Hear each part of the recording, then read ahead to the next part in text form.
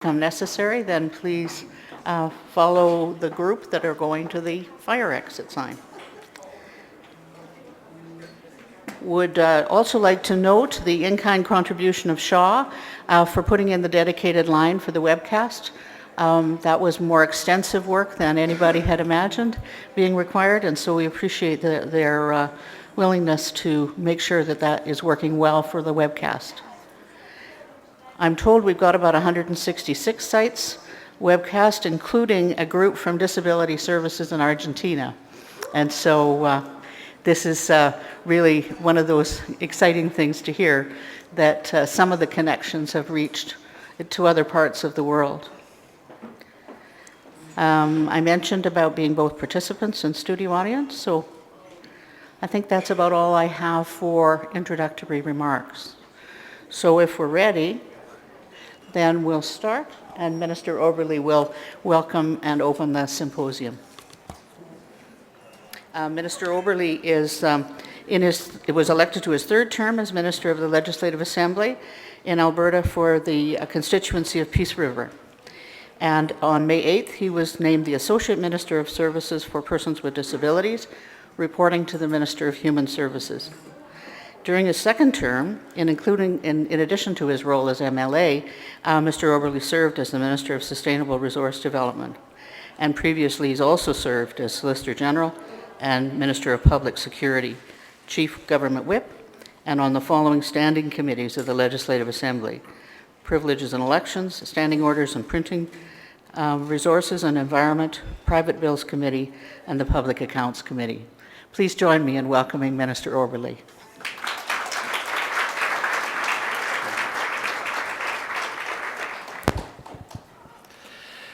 Good morning, everyone, and thank you for that warm welcome. I'm very thrilled to be here this morning to help kick off the symposium on disability innovations in employment and technology.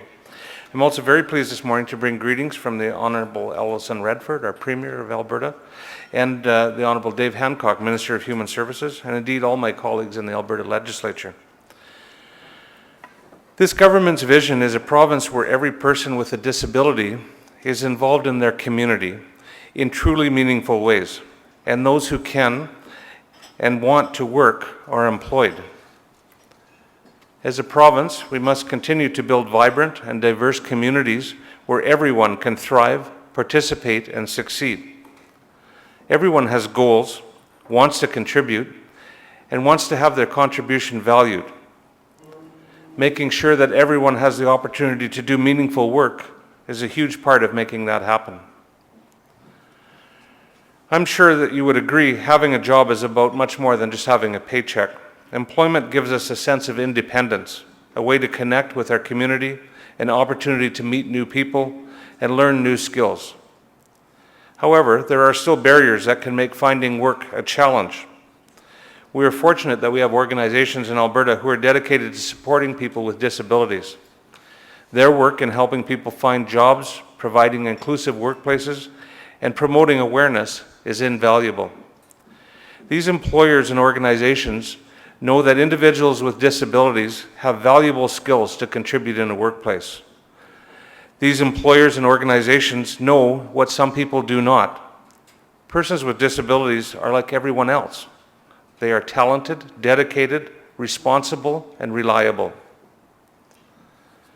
Some might need a little extra support to help them on their career path, and sometimes all it takes is an understanding employer, one who is able to see potential.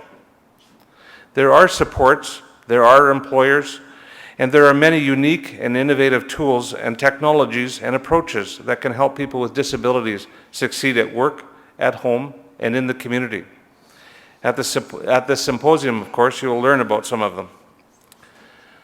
This symposium is a great way to move forward with our new Employment First approach to services for persons with disabilities. We believe that employment is a preferred outcome of services for all working-age persons with disabilities. With this approach, we plan to support individuals to work as much as they are able and as much as they want to in order to meet their individual goals. Of course, people will need some support to do this. We will be working together across the Human Services Ministry's Disability and Alberta Works programs to improve employment supports to people with disabilities. The goal is to help people participate in appropriate employment-related activities. This will enable them to enjoy the independence, self-determination, personal pride, and social opportunities that working provides to all of us. All of us here know that persons with disabilities can have jobs and friends and social networks just like any other Albertan, and they should have the opportunity to do that, and we should support them to do that. I want to make that happen, and I know you do too. It will not happen overnight. I am deeply aware of that, and I am aware that currently the transition that we're planning might be too aggressive. But we're going to try, and we are going to move ahead. I believe it can happen with the help of supportive organizations, employers, self-advocates, and community members. Many of those champions are here today, either in person or by webcast, and I thank all of you for your participation and your contribution. I wish all of you a very inspiring and educational symposium. I look forward to many more of these kinds of opportunities. Thank you very much and enjoy your day.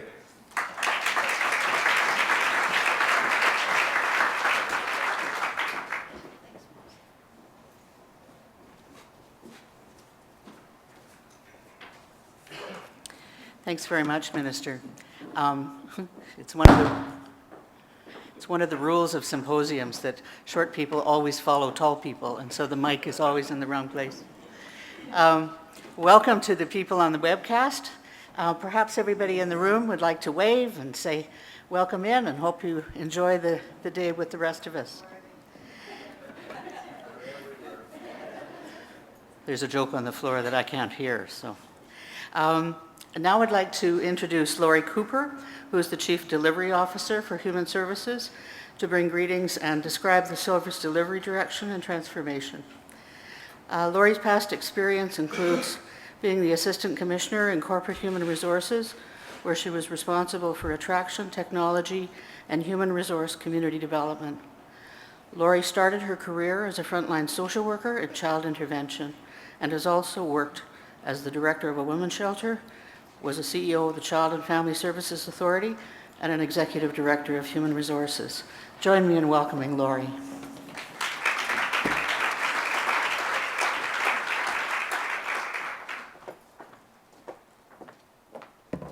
It's true, tall people follow short people.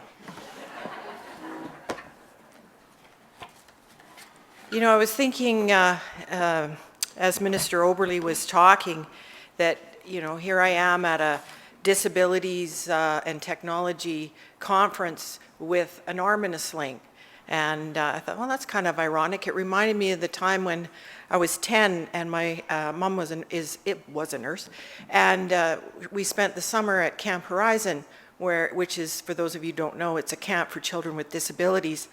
And I broke my arm. So I was good, just trying to, you know, go with the flow here. Anyway, I am pleased to be here, and it was nice to hear Minister Oberle's remarks, and I think I'd just like to take a minute to thank him and acknowledge him.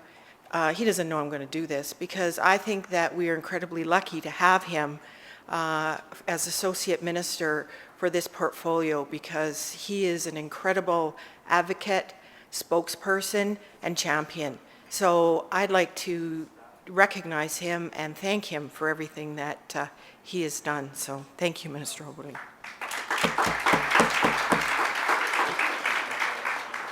Anyway, as I said, I'm very pleased to be here this morning. And as the Chief Delivery Officer in the Ministry of Human Services, I am committed to ensuring that we are aligning our programs and services in a way that produces the best outcomes for Albertans. The Government of Alberta is entering quite an exciting time of significant change in the way that we deliver our services. One of my roles is to promote and support innovation and collaboration with a shared commitment to delivering client-focused services. Government as a whole is moving towards a more strategic mindset for delivering services to Albertans. In Alberta, everyone contributes to making our communities inclusive and welcoming. Everyone has an opportunity to fulfill their potential and benefit from a thriving social, economic, and cultural life. That this is the vision that is described in Alberta's social policy framework. The framework describes the future direction in Alberta based on the input that we receive from 31,000 Albertans. The framework will guide the work of governments, community partners, and the private sector as we work together to help ensure that all Albertans have the opportunity to reach their full potential. I would like to speak briefly with you this morning about the overarching directions that are identified in the social policy framework, which are very relevant as to why we are all here in this room today. The first direction is to transform. We orient practice, delivery systems, and culture to the framework principles and outcomes. We implement transformational initiatives to produce better outcomes for all Albertans. We are here today because we want to help transform systems for disabled Albertans. Unfortunately, a large number of Albertans with disabilities are either unemployed or underemployed. Meaningful employment helps us all to reach our full potential and is a great way to achieve community inclusion. We want to transform our systems so that all Albertans can access meaningful employment opportunities. Government, employers, and the community systems are all impacted, and we're all in this together. The second direction in the social policy framework is to innovate. We use the social policy framework as a tool to generate alignment across policy domains. We use policy as an outcome-based tool to create new opportunities in improved ways. We incent and encourage innovation that achieves agreed-upon outcomes. This symposium is about innovation. It is about building on existing innovative practices and thinking about new ones. Government must act as an influencer, convener, and partner, and support citizens by providing the resources and the competencies for success. For instance, the technologies that are showcased here today can help us think differently how we support disabled Albertans. How can we use some of this technology to improve productivity at work and help us all achieve our full potential? The third direction in the framework is to collaborate. We work together to achieve positive social outcomes. We develop broad coalitions to resolve challenges. We all share a common language, a common vision for the future. Without your participation in this process, we will not be able to reach our intended outcomes. What are those outcomes? To reduce inequality, to protect vulnerable people, to create a person-centered system of high-quality services, and to enable collaboration and partnerships. Ongoing and meaningful public dialogue is critical to the transformation of the systems to enable all Albertans, disabled or not, to achieve the same meaningful employment opportunities and achieve, most importantly, community inclusion. It is through innovation and creative thinking that we'll be able to generate these new opportunities for disabled Albertans through citizen-centered approaches. Our capacity to achieve social policy goals depends on our ability to work together. Individuals and organizations across all sectors and all parts of the province have the resources and expertise necessary to make this happen successfully. This symposium is an opportunity to engage with our communities, local groups, organizations, self-advocates, and families to cultivate a culture of innovation, collaboration, and smart risk-taking. Your participation and contributions will help achieve those positive outcomes for these systems, for our society, and for all Albertans. So thank you so much for being here today, your commitment to the process, and I hope you have a wonderful 2 days. Thank you.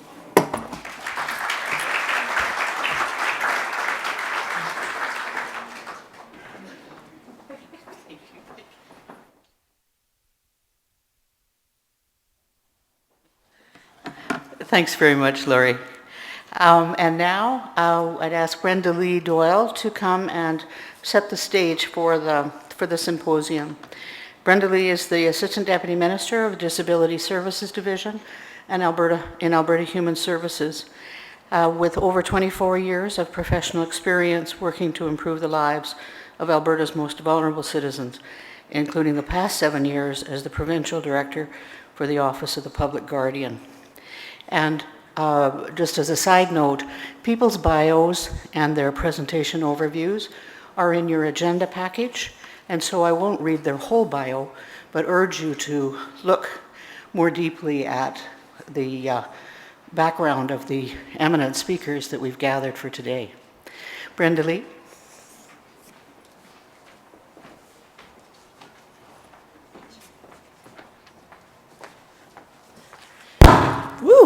Sorry. Good morning, everyone. I am absolutely thrilled to be here today. I'm not sure if I'm a short or a tall. I'm probably more a medium. So the mic is just perfect. So I understand this morning we have over 200 people here in the room with us in Edmonton, and we have about 3,200 people who are participating today from across Alberta as well as parts of Argentina. So this is really exciting. This is a new approach for us where we're trying to reach out to a large group to present some ideas to stimulate conversations that continue. But what you're going to hear over the next couple of days on the symposium is really building on decades and decades of work. This did not just happen now. There has been a strong commitment in Alberta and in Canada for people with disabilities to be included in their communities and to build on that strength. To see people as not just their disability or their limitations, but as whole people.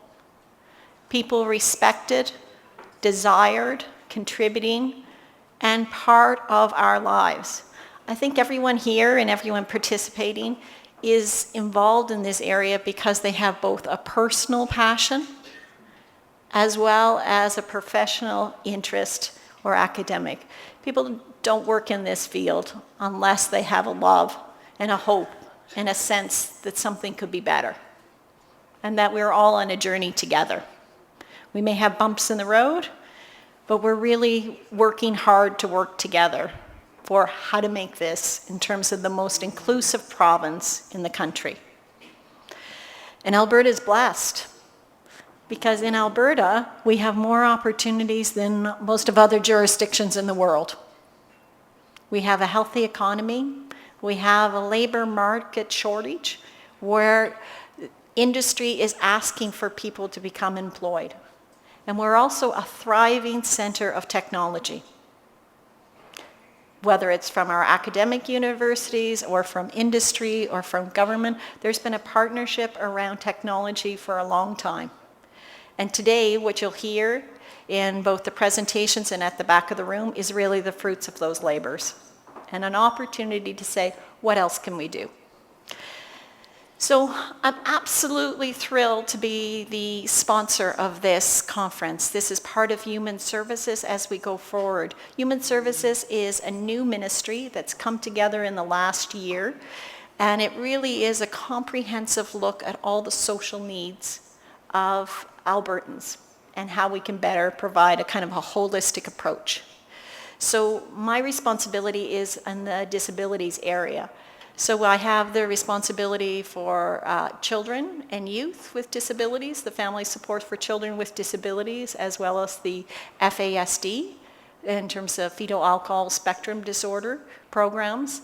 I also have the responsibility for the brain injury programs, and as well as the PDD program, which is the Persons with Developmental Disability, the Office of the Public Guardian, and the Office of the Public Trustee.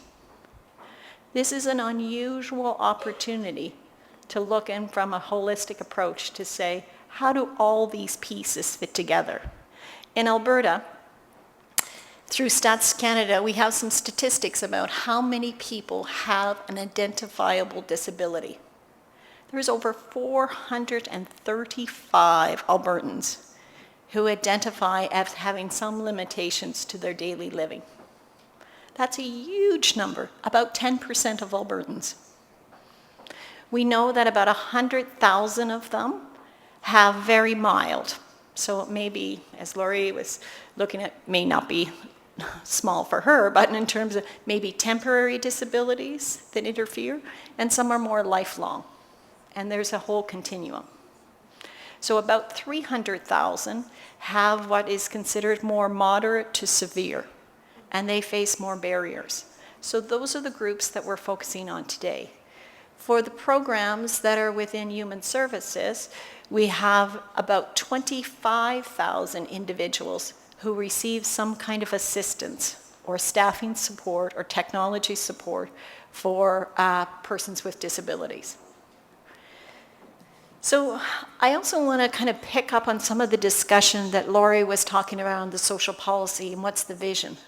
Social policy was really an engagement process to say, what kind of communities do we want in Alberta? What's our society? And what was very clear from the social policy engagement is Albertans want all Albertans to belong. They want to have the meaningful relationships. They want to have opportunities for people to be seen as contributing, and an opportunity for people to reach their full potential. Not just be supported and safe, but reach their full potential. And that's a different kind of policy framework. It really asks us to not just look at what we currently have, but to raise our eyes higher, to see where we want to go and what's the future. I think when we are looking at kind of transformation, as Laurie was talking about, it really is around how do we transform our thinking, our activities that we're doing, and our way of working with people.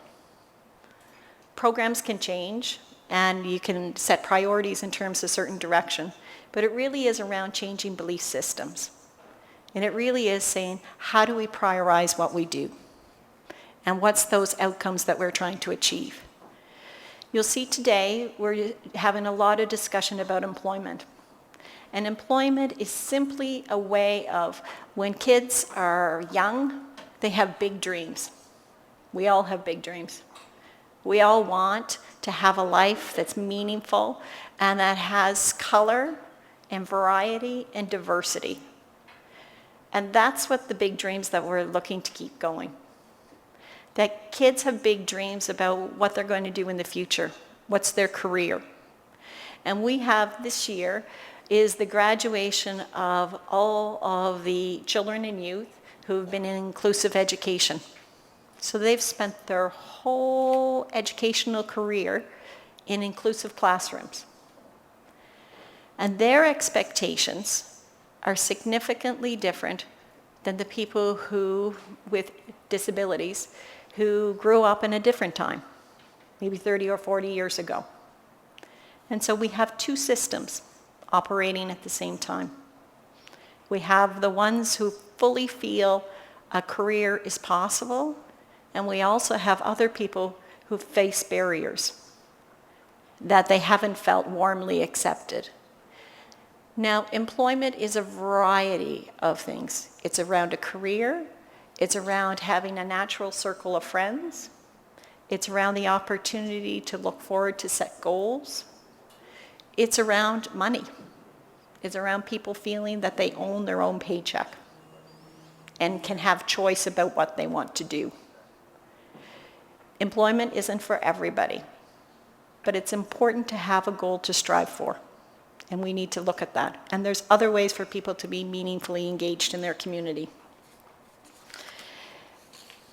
Today we're faced with a technological world that couldn't have even been imagined 20 years ago. I was thinking when I was in graduate school and I was doing my thesis, computers were just coming on, and we all had to share a computer in the lab in order to do stats in terms of our thesis or whatever.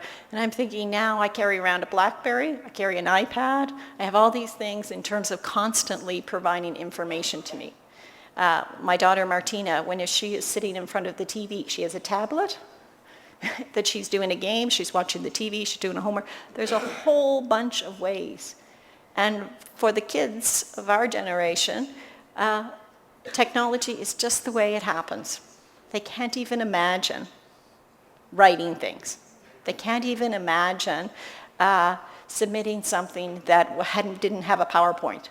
I remember when she was in kindergarten, she was doing PowerPoint presentations. I'm barely able to do PowerPoint presentations. But for her, it was as natural as, breathing and going out to play. The opportunity that we have now with people with disabilities is to create community, not just in physical ways of friendship, but also in community with technology. How many of us are on Facebook? How many of us have many, many tools to reach out, to be connected in ways that we didn't have before? We also have assisted technology that enables people to hear information or see information in a different way and to communicate the essence of our person. So today, that's what we're going to look at. On the employment side, Alberta is faced with a unique challenge that over the next 10 years, there's over 100,000 jobs that we do not have Albertans to fill. And as you heard from the minister and from Lori, people with disabilities have a new opportunity to shape that economy and have a way of participating that's different.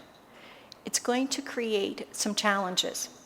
Challenges for employers around how to create an environment that an individual comes into, it's welcomed, that they're an employee like everyone else, that they have a career path, that they're safe. I've heard a lot from employers who talk about that there's a lot of safety risks of having people with disabilities in their work environment. Well, we need to understand that. And we need to assist in that. And we need to also find out if that's real. Or is that something that's more a myth? And so we need to look at those kinds of things. So today, what we're going to be doing over the next 2 days is hearing a lot of variety of different approaches. We're going to hear a lot in terms of the Alberta experience, building on the capacity of community agencies and what they've done to basically support people, whether employment or technology. We're going to hear about employers who've hired people with disabilities and talk about what was the challenges, but also what was the opportunities and how that changed everyone in their organization. And those conversations are particularly meaningful to kind of give us that energy to kind of go forward. We also are going to be having lots of conversations over the next 2 days to say, how do we rise into our eyes and have a call to action? What do we need to do now to create that environment within Alberta that people can fully participate? Employment is one way, technology is another way, but what do we need to do to create that environment? We have a difficult fiscal situation, but sometimes that creates the environment for bigger leaps. So I hope you enjoy the sessions that we have together. Thank you so much for participating. When Gisela and Tim and Sharon were putting together this agenda, it was a very ambitious agenda on short timelines. And so we appreciate all the efforts that's gone into it. So thank you so much and enjoy the 2 days.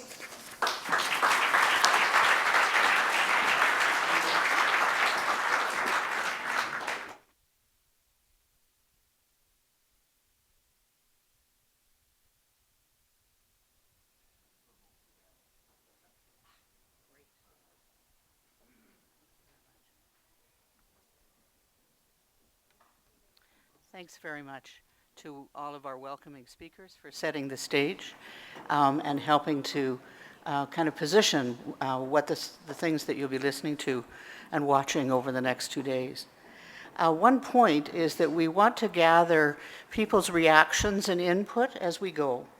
And so you have a variety of, so we hope that you'll sort of as a speaker or one of the trade show things that you see gives you a kind of an idea about things you could do or questions that you've got, if you could share them. You have many, many ways. One is the colored paper on your table. You can write, and we will have people coming through the room over the course of the day and picking up your comments. And we will also be able to take comments from you in the webcast. If you enter into your chat box, we will flow that feed into the pool of information. But we've also added the ability to provide input by email and by text and by Twitter. And so in your package should be the addresses for those. And what I'll do in one of the breaks is make sure that I get them up on the screen so that you can use those mechanisms as well. So you can text or email or Twitter or paper or use the chat on the webcast. So as we kind of move, we're running just a tiny bit ahead of schedule, which is always nice to start that way. And so as we look forward, the next piece of the agenda is a set of speakers speaking on the employment and, from the service provider perspective. And our first speaker will be Bev Matheson, who's the co-chair of the Alberta Disabilities Forum and the executive director of the Alberta Committee on Citizens with Disabilities. Since 1991, Bev has been the executive director of the Alberta Committee of Citizens with Disabilities, an organization promoting full participation in society for Albertans with disabilities. In 1998, she was instrumental in the creation of the Alberta Disabilities Forum, a partnership of over 40 disability organizations. Please join me in welcoming Bev.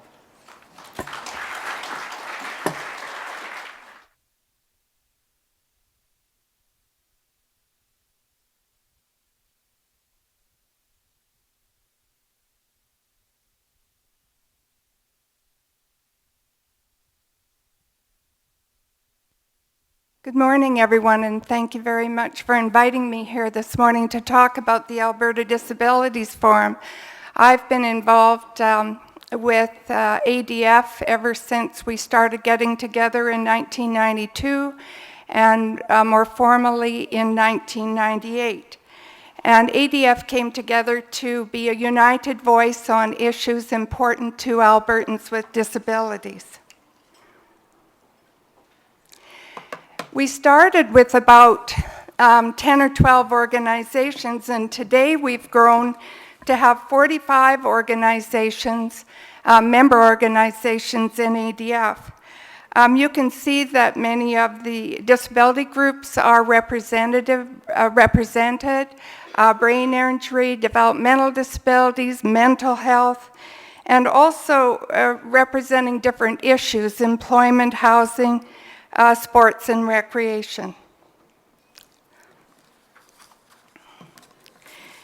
ADF's goals are to identify issues that are common to our member organizations, to facilitate communication and cooperation among our members and other stakeholders in the community, to disseminate information through our email distribution list, to identify gaps in services and recommend solutions, to educate the public about disability-related issues, and to educate policymakers to better inform decision-making. ADF has 3 overriding principles, and they are influencing policies and services, member services to our member groups, and operational excellence. And the one that we're wanting to talk about a little bit today is influencing policies and services. And so what we try to do is create strategies to improve services for Albertans with disabilities, and we work with government to develop and improve policies, and we build partnerships, as you can see by our 45 member organization membership.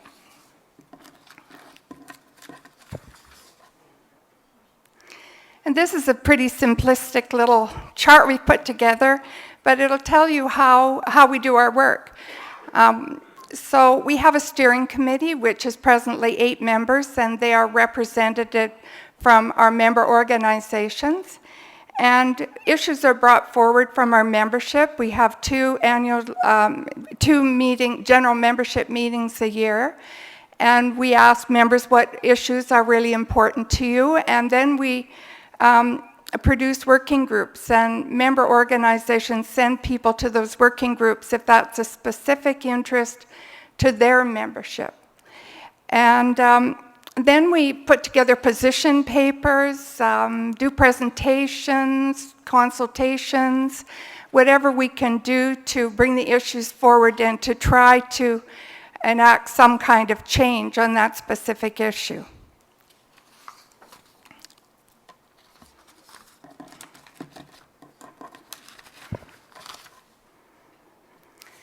So seeing we're talking about employment today, ADF started an employment working group in 2010, 2011, And the philosophy behind that particular working group can be taken from the Premier's Council Alberta Disability Strategy, which is getting to be a few years old now, but it is set the direction for the work that this working group is doing. So persons with disabilities will have the same opportunity as non-disabled Albertans to choose from employment options. All Albertans will have the support they require, example, personal care, mobility aids, to prepare for and be engaged in employment. All Albertans will have the support and information required to access and make informed choices from a range of employment opportunities and to fully progress along a chosen career path, not just a job, but a career path. And persons with disabilities will be valued members of Alberta's workforce. So this working group has produced two position papers since 2011, and they are accessing employment supports and services and then hiring people with disabilities. And so what I've done now is just list some of the issues that are included in those position papers, which you can access on the ADF website. But these were the issues that our member groups brought forward. So transitional planning from school to workforce. Perhaps you can get some training in school for the job that that you'll be able to have after you're out of school. Attitudinal barriers. Most people with disabilities that I ask, especially one of the people that works at ACCD who is a triple amputee, I say, what is the greatest barrier you face? And he says attitudinal barriers from people who don't think I can do it or have a preconceived notion of my abilities. And so that's very important, and we find that in all the work we do, that's something that we would like to change and to raise awareness about. And of course, accessibility, technology, assistive technology, assessment and intake, career development, as I said before, not just a job, but a career. Employment supports, things that people need to be able to get to the job, do the job. Government policies and procedures that need to be more flexible. Ongoing and continuous support, and information and referral. Our second position paper was hiring people with disabilities, and this was geared towards, a little bit more towards employers. So again, here we have the assumptions and misconceptions about people with disabilities. If I hire a person with a disability, my benefit plan will go up, they will miss more work. There's only certain jobs that that person can do. The accommodation is going to cost a lot. All those things where we need to do a lot more awareness and work on that. Navigating the system, getting the supports in place in a flexible and quick manner so that the employer won't say, well, I can't wait for that. Inadequate and inflexible employment policies and standards, and then wages and career advancement. So that's all I want to do, was just kind of go through some of the headings, and there's more detail on our website on those position papers. And again, they came from our Alberta Disabilities Forum membership who worked on this and approved. They all approved, along with the steering committee, these position papers. So you can go in there and find that. So now I've been asked to turn over, to introduce our service provider panel, which I'm going to introduce in a minute, but both agencies represented on the panel have been delivering employment-related services to Albertans with disabilities for many years. They will talk about promising practices in the field, what has worked, some of the challenges, and discuss how we can build on existing approaches to help engage and fully integrate people in the working community. They were given 3 questions to answer, so they're going to be talking about this. What has your experience been assisting persons with disabilities to find employment? What do you see as promising practices in assisting persons with disabilities to find employment within your organizations or elsewhere? And what are some of the opportunities and challenges? And later for the round table, what advice would you give to persons with disabilities, their families, and networks and agencies who are striving to enable persons with disabilities to find meaningful employment? So we have two panel representatives here today. And the first one I'll introduce is Faye Elliott. So Faye is the Program Director for Employabilities. She oversees the agency's programs, training, curriculum, and staff from the Edmonton office, as well as various offices throughout the province. Faye has 25 years of experience focusing on community development programs and services for people with disabilities.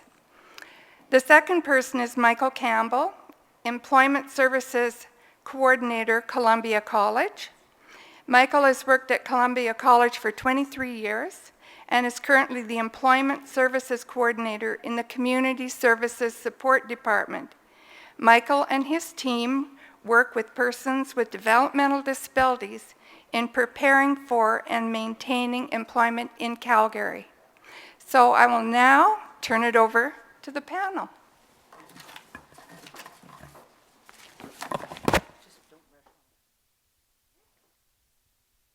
Please join me in thanking Bev for her introductory remarks. And we have a small token of our appreciation for the speakers today. These are small inukshuks.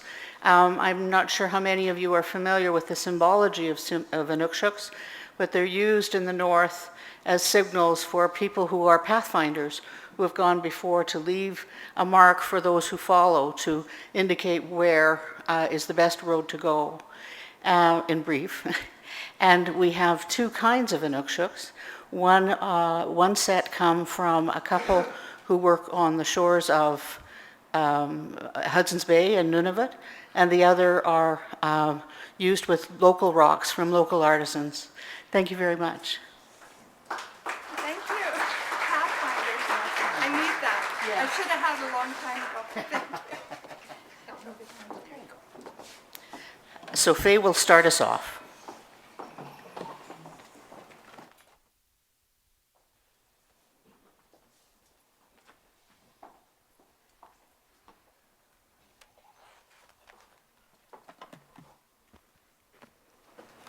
I learned that little tip from the tech guys. He says, touch the light first and you won't get the shock. Thank you. It worked. Well, kind of.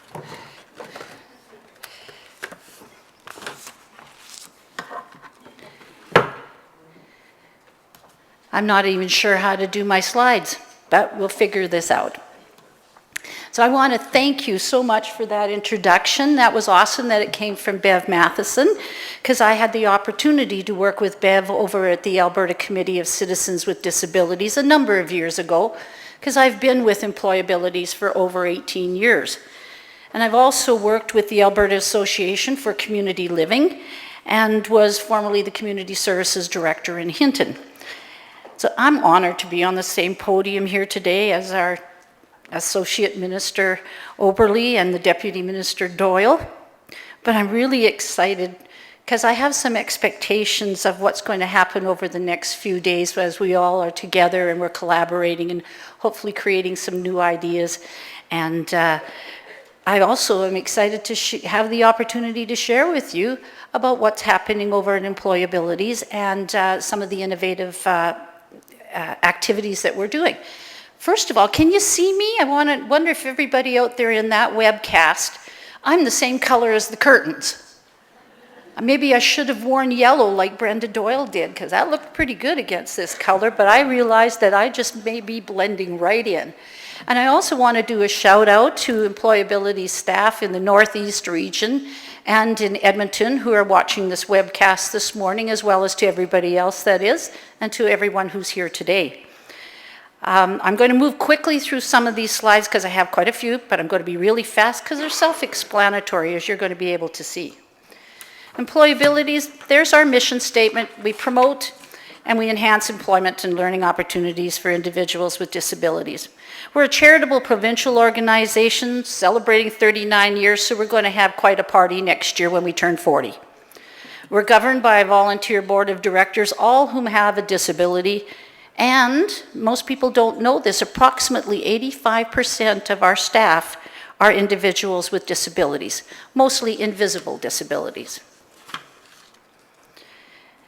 Things that we do, we provide services to individuals, of course, with disabilities, medical conditions, barriers to employment. We find a lot of individuals kind of stay away from wanting to use that word, the D word, disability, preferring to state permanent medical conditions because, and Bev had mentioned this before in her comments around the attitudes and the stigma that are attached to the word disability. We also work with employers, acting as a liaison to encourage job leads and employment opportunities, and we'll even provide assistance on basic human resource issues. And we provide services to the community by promoting awareness of hiring people with disabilities and developing relationships and partnerships with other community organizations and service providers. Funding sources, they come from the three forms of government. We receive project and program funding through all levels of government. And as a charitable organization, we also conduct fundraising activities such as special events, golf tournaments, live and silent auctions, casinos. We look for money all the time. The definition of the disability that we operate, it's rather broad-based, as you can see. It's a diagnosed or undiagnosed physical learning, which includes persons with developmental disabilities or mental health conditions. As you can, oh, maybe I should be changing that. There, I'm staying along. I want to share with you too, now these are the types of disabilities that we work with. We work with a variety. Everything from cerebral palsy to fetal alcohol spectrum disorder, mental illness, Asperger's, autism. And so what do we do and how do we do it? Pretty simple. We help people find a job. We use person-centered, strength-based approach, focusing on an individual's strengths, abilities, and their general interests. We identify skill gaps and develop strategies on how we're going to have those individuals develop those skills. And we'll look for employers looking to make a match, and we'll develop customized strategies on matching those individuals to employers. That's where we find we have the most success, is at that point. And we do follow-up supports too as well for both the individual and the employer. So to be part of our programming, it can be all Alberta. Albertans, including Aboriginals, persons from other cultures. If they have a disability, medical condition, barrier to employment, and they can be receiving EI, income supports, BASH, PDD. We have some services for them in Edmonton. The Employability's Career and Employment Center. Now that's our innovative flagship and we're very excited about it, and we encourage and invite everybody to come down to that warm, friendly atmosphere we have. A lot of individuals we find say, I was so nervous to come through the door, but your receptionist has such a wonderful smile and I just felt so welcomed. I don't know why I was so hesitant before I came through. And as you can see on the slide, people do not need to have an appointment to come to the Career and Employment Center. Just drop in during our office hours, of course. You will be able to see an employment coach very quickly, someone who will help them identify their strengths, their abilities, their areas of interest, address any barriers that they may have to employment, identify those skill gaps, as I mentioned before, develop strategies, and get a connection to employers. And it can be done very quickly, all at no cost. Last year, the center registered over 4,000 visits, an average of 300 individuals per month assessing services, all individuals with disabilities, medical conditions, or barriers to employment.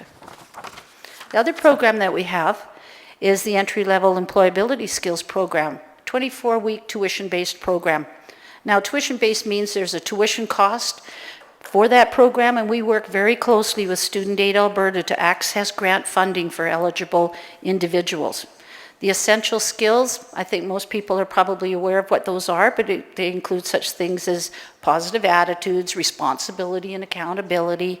Oh, office politics. Wouldn't it be nice if we'd all taken that before we went to work? Conflict resolution, stress management. The basic computer training in this program, 300 hours. It's introduction to computers, Microsoft Office, including, of course, your Word, Excel, Access, but as well advanced Word integrated office systems. Job shadows, generally half a day. We want them to try the job on for size. It's amazing how many people say, this is the work I want to do. They've done career investigation, etc. Until they actually go and work alongside someone, they go, oh, I had no idea that that was going to be part of the job. Nope, don't want to go there, but I sure did like that job search or that job shadow at that other place. So we're helping individuals really zero in on exactly what it is that they want to do, and job shadows and work experiences really help with that. Work experiences are at a maximum of 3 weeks, but we find for the most part, individuals are rolling over into employment at where they participated with their work experience. It is full-time training from 9 to 4, Monday to Thursday, so of course the individuals that we're looking at have to have the stamina to be able to handle those hours as well as the stress that comes with that. The next program that we have is for persons with developmental disabilities. It's our Step Up program. They need to be PDD funded, of course. We provide individualized pre-employment, of course focusing on personal accountability, coping with change, boundaries, anger management, disability disclosure. In the skills training area, we do employer expectations, resumes, cover letters, practice a lot of interviewing skills, doing mock interviews, taping them, playing them back, looking at employment standards and some first day on the job. The computer activities include helping them learn how to apply online, how to do an online job search, preparing appropriate email memos and attaching cover letters and resumes, and as well how to follow up on what they've just done on those applications that they've sent in. What's the right way to be able to approach to find out if they've got your resume, if they got that application form. And then we do assisted job search with them too as well. Our Access to Success program is our youth program for individuals with mental illness. And it's funded through Service Canada. And it's for youth 15 to 30. It's a 20-week program, as you can see on the slide. There's all the different components within that program. And interesting, there's a completion bonus right at the end if they graduate through that program. Services to employers. We provide the basic human resources supports. We'll screen and we'll refer candidates. We'll assess worksite accommodations to a limited point, and then we'll work with another service provider if they want to go more extensive in that. We check when we review the references on behalf of the employers, and we provide interview space if it's needed. And some of the successful strategies, we've worked with employers in setting performance standards for that position. We assist employers with job carving or other options such as job sharing. We stay closely connected to employers throughout, and just in case issues arise, and provide guidance when it's necessary. With this access to a pool of people, we use Facebook and Twitter to send out job leads to our clients on behalf of the employers, and we post job leads on our job boards. And for training and resources, we will provide on-site awareness training to co-workers. We're trying to improve their disability confidence of working with someone who has a disability and making it a more welcoming workplace. We will also provide I was just going to show you here very quickly. To the employers, the business case on hiring people with disabilities. We have a few copies at the back at our booth, but not too many, so we're taking people's names and addresses, and we can get that forward to you later. And then we also happen to have the Disability Awareness Handbook. So I always tell employers this works really well in your staff room, or the washrooms work really good too.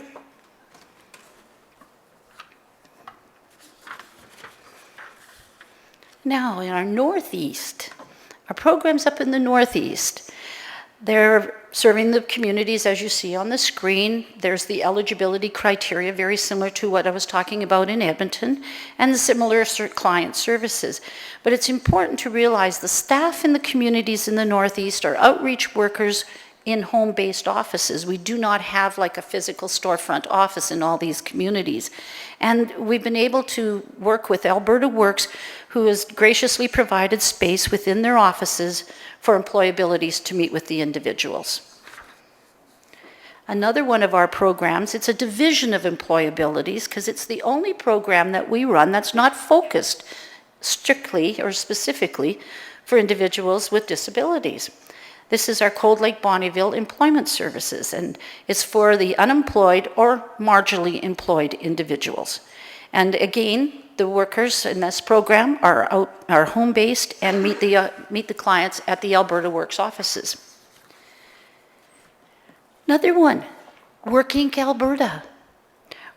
WorkInc is Canadian Council on Rehabilitation and Work national website. And through our partnership with CCRW, Employabilities hosts WorkInc Alberta, a virtual employment resource center focusing across Alberta for persons with disabilities, entrepreneurs with disabilities, Aboriginals with disabilities. And I encourage you to visit the booth. It's just right over there next to where Alberta Works is, and chat with Corinne Gowers. I see you, Corinne, our provincial coordinator for WorkInc. And while you're there, ask her, whoops, I see I'm not doing two things too well, am I? But ask her about the Employment and Retention Enhancement Services. And in partnership with DRES, the services are offered are employment-based task assessments and worksite job coaching. But notice we're right next door to Alberta Works, which is Sandra Mazur. I see Sandra too as well. And speak with her, and they will share with you information on the Employment and Retention Enhancement Services, as well as disability-related employment supports.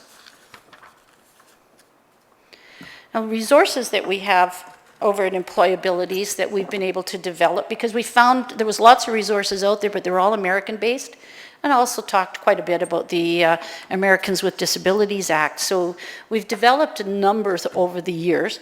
And so there's some DVDs and there's some publications, and they're at our booth at the back.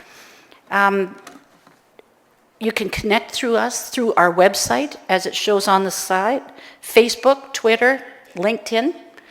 We're trying to link in with everybody we possibly can. But I must emphasize one of the most important resources we have, and this was done in collaboration with Alberta Works, and it is our Hired CD. It's a web browser. And it can be used with either a PC or a Mac. Don't forget to have internet connection, or some things won't work. But it's full, just chock full of valuable information that we share with employers who are interested in hiring people with disabilities. And it includes a human resources toolbox with strategies for recruitment, interviewing, and hiring, as well as orientation tips for new staff with disabilities, and as well as some retention strategies. This also, though, has a component in here for individuals with disabilities.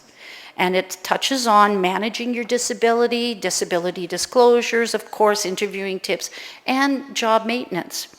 And it's a major resource for employers, persons with disabilities, service providers, career practitioners, and we have a few with us. You'll find them both at the WorkInc booth and at Employabilities. But it is a wonderful resource, and we don't need it sitting in our inventory. We need to have it out there where everybody will be able to utilize it. So we're going to touch on some of the challenges. Are you surprised to see that first one? How many of us? are all worried about funding. We're in such an unstable situation at this point in time.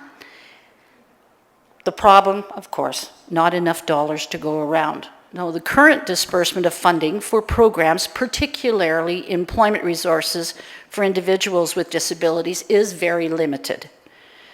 Governments are awarding contracts or agreements only for 1 to 2 year timeframes, which puts service providers at great risk.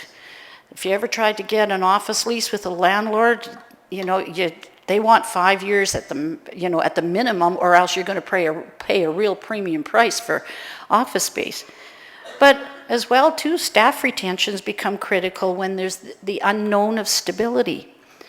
And then, if the programs are not renewed, there's a huge impact on the communities, which these service providers end up absorbing. So with very few service providers providing employment resources and supports for persons with disabilities, ongoing grant funding needs to be in place to ensure this segment of the population continues to be served. As a charity, which we are, it has become increasingly more difficult over the last few years to raise funds. The competition has increased dramatically. We find ourselves now in competition with hospitals, healthcare, universities, education systems. And it's darn hard to be innovative if you don't have enough funding to keep the programs operational past 2 years. Now, looking at restrictive client eligibility, we're finding that both the federal and provincial governments have placed severe restrictions on program eligibility for individuals with disabilities, to the point that it's a struggle to find clients that can meet all the eligibility criteria. And we have constant daily requests from individuals to participate in the variety of programs that we offer, only to find out that they meet 75–80% of the criteria, but not all, and therefore they're ineligible. If they are fortunate to move into a program, there are eligibility requirements for even additional services within the programs. More people with disabilities could be served and moved towards employment if the eligibility criteria was relaxed. Now, understanding that governments in their efforts to pay due diligence as good stewardship of our tax dollars, and thank you for doing that, have unknowingly placed more barriers onto persons with disabilities trying to access much needed employment programs. So there's a need to strike a balance between good stewardship of the tax dollars and the availability of access to employment programs and services for persons with disabilities. Dispelling myths, and I have touched on this too as well, that there's myths out there with employers relating to hiring persons with disabilities. Faye, how about we talk about myths and some more about challenges when we get back into the panel? Okay. Okay? Okay, I'm cut off. We're going to go to myths and perceptions and some of the other innovative things that are happening. Okay. Once we get into the panel. Yeah. So we'll get Mike. There has been some direction that caused some confusion, and I'm sorry if I took over my time. But I don't think I did, actually. I'm looking at my time here. It was all interesting, so thank you. And now I'll put it all away. There we go. And now we're on to Michael. And we're on to Michael. Thanks very much, Faye. And we'll talk about, join me in thanking Faye. We will talk about myths and advice that the two agencies have for people with disabilities and other agencies and employers once we get into a bit of a roundtable discussion. Thanks very much. Michael. Thank you.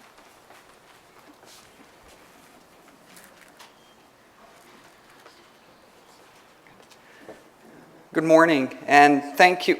1 minute. Hi, Mom. Yes, I had a good breakfast. My name is Michael Campbell. I work at Columbia College, and as mentioned earlier, I've been there for about 23 years now, which seems like a long time, but it goes fast when you're having fun. just want to thank you for the opportunity to be able to present here today as a part of Columbia College and the Calgary region. Really appreciate this time. So our goal at Columbia College when working with persons with developmental disabilities really is to try to nail down exceptional connections within the community. We have two different services that deal with persons with developmental disabilities, and that is, number one, community access, which we won't be talking about today, and that's all the stuff outside of employment, and then where I concentrate or focus on is with employment services. So when speaking with Erin Black, can't see her now. She had sent an email and she said, Mike, see if we could try to answer 3 questions within your presentation. That being, what is your experience in working with persons with disabilities? What are some of the promising innovations that you have been dealing with and working on? And what are some of the opportunities? So in the PowerPoint presentation, we're going to, maybe in a roundabout way and sometimes directly, deal with those questions. So a little bit about Columbia before I jump in. Columbia has been around for 28 years. It's a young college, founded by Dr. Tom Snell. 28th year this year. And of the 28 years, we have been competitively and independently placing persons with developmental disabilities in employment. So our service has been around for a little while, and of those 26 years, we presently have placed about 500 individuals in competitive and independent placements.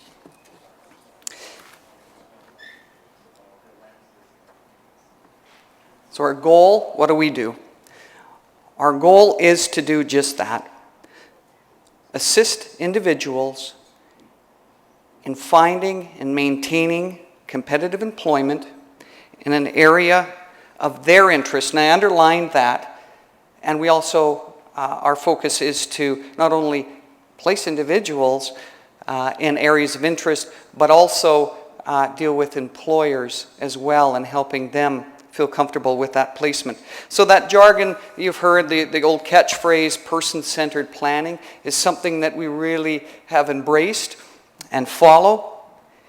And with that, just a thought as we move forward, and that is, let those that we support teach us of their capabilities rather than us dictate to them what they are capable of doing. Let's listen to them. When referring to those that have disabilities, we often as a society are governed by our own fears and our own concerns. We want to protect.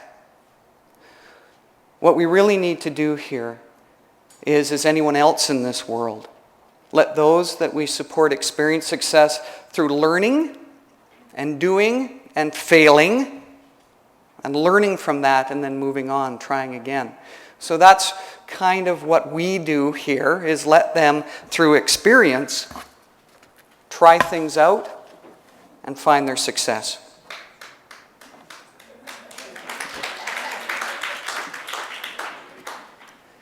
So I mentioned that term competitive independent employment a couple of times, and really what that is really looking for employment placements, assisting, working with our individuals in finding part-time or full-time work with minimum wage or higher in their area of interest, and have them enjoy any of the other benefits that would anybody else in that particular company would enjoy. And that sometimes comes, however, with customized employment. So you've heard the term accommodation a couple of times this morning as well. And really, accommodation, and we found that some employers fear that word, accommodation, because it, as mentioned earlier, feel that we have to turn our whole company upside down in order to accommodate one individual or two individuals.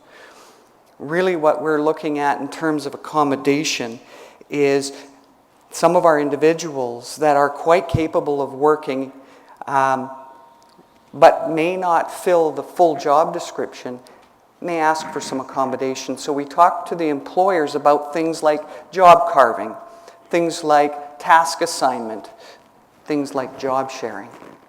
And really what that means is, I'm not sure, I'm sure all of you have a position description. And it may be 1 page long, it may be 15 pages long, it may be 38 pages long. But there's always that little catchphrase at the bottom of the description, and you know where I'm going with this, and other duties as assigned. And those other duties as assigned often envelop your whole position, right? I'm supposed to do this, this, this, this, and this. However, that and other things as assigned, other duties as assigned, seems to take over the rest of your job position. Well, what we're actually looking at is talking to employers and seeing if we can create job positions out of that one little line. Being able to take pieces of a job and offer to an employee, your new employee, and seeing if that works for the company. So accommodation is often just fine-tuning. Accommodation is not completely turning your company on its ear. Interesting note, though, Bob McGregor is in the crowd here. Bob and I were at Alberta Works, and we were presenting last week on May 2nd. And there was an agency that had got up and was talking about accommodation. And the exercise was simple. There was 5 questions, and I can't remember all the 5 questions, but questions such as, and announced to the group, please stand up. You don't have to do this today. Please stand up if you have taken time off to participate or watch your child in a school event. Stand up if you have had somebody sick in your family and you've missed work as a result. Those sorts of questions. At the end of the 5 questions, everybody was standing up except for one individual in that whole crowd. That one individual was actually the one we would point and label as developmental disability, had a developmental disability. That was the only person that did not stand up. He didn't miss work because of a child. He didn't miss work because of sickness. He didn't. And I thought that was a great testament to this gentleman in the fact that, and we'll talk about this a little bit later, loyalty and commitment is something that the individuals that we serve bring to the table.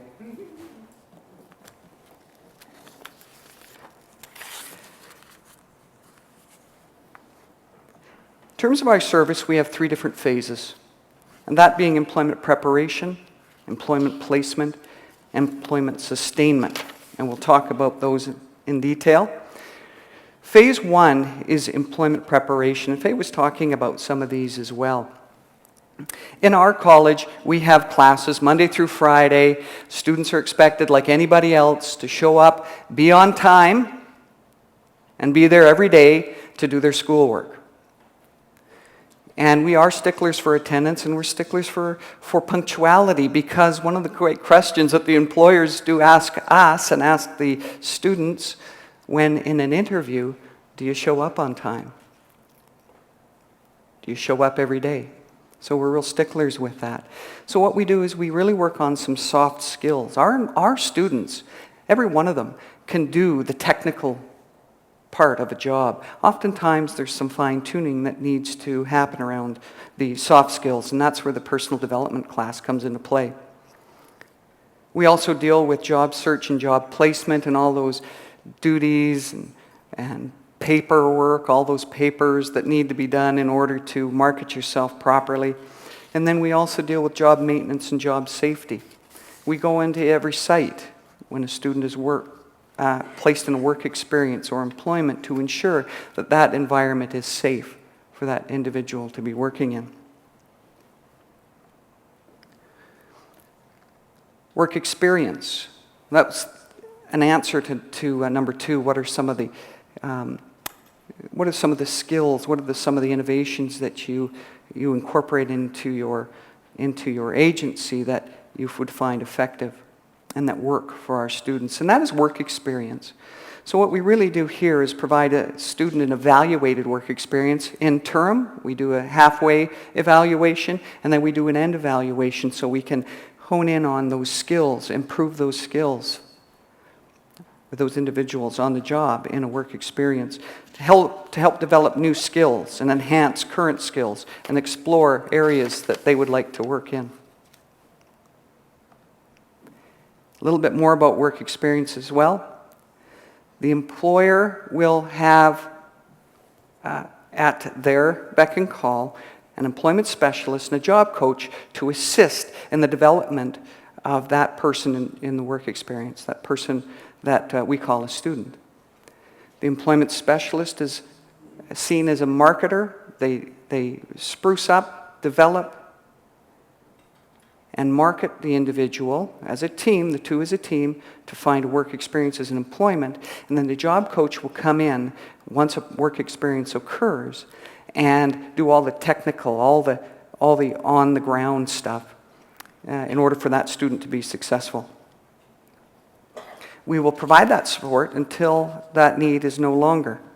A couple of neat things about our experience with individuals in a work experience situation is that we will cover their WCB. That's often a question from the employer. What happens if the individual is injured during a work experience? We'll cover that during the work experience.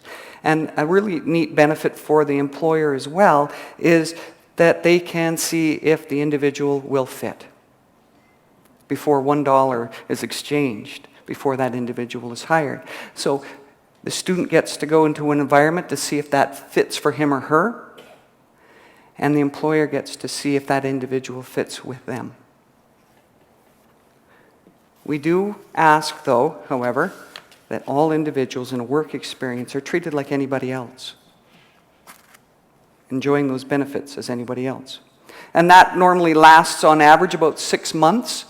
And we say on average simply because depending on the ability, the barrier, the challenge that an individual may have, the amount of technical skills they need to learn, an individual may be placed in employment quicker or much longer, past 6 months.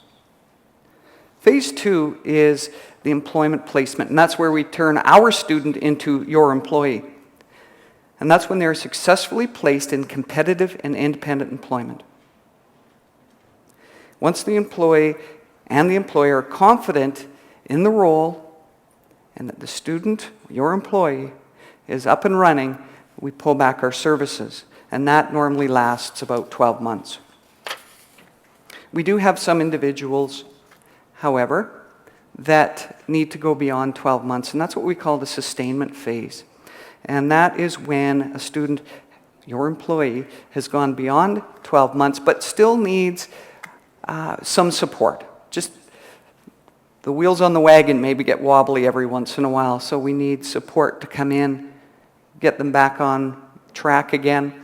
There may be a new supervisor, there may be new staff on site that need in-services. We will go in and help with that and deal with natural supports, those sorts of things. That is assessed annually because we really want one day for one of our students, and many have done this, and we really love it, we want them to call us up, get on the phone, "Hey Mike, how's it going? Good. Mike, you're fired." And what that means is that the individual is confident enough to take on the role on his or her own and doesn't need our support. That is our goal, that's our want, and that is doable. And as I said, since 1987, we've helped 500 people, approximately 500 people do just that.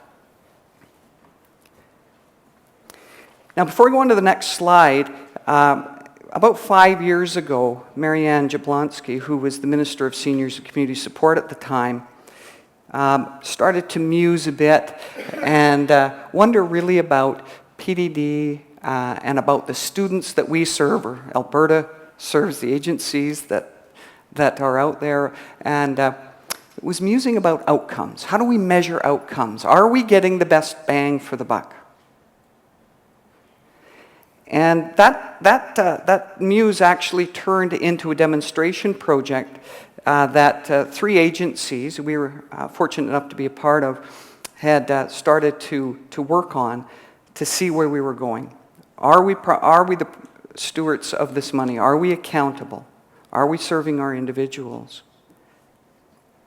And we came up with this creature here, and it's called a performance dashboard, and this may be rolled out to other agencies in the near future here. And you may not be able to see the detail on here, and this is a fictitious dashboard, so the numbers on there are not true.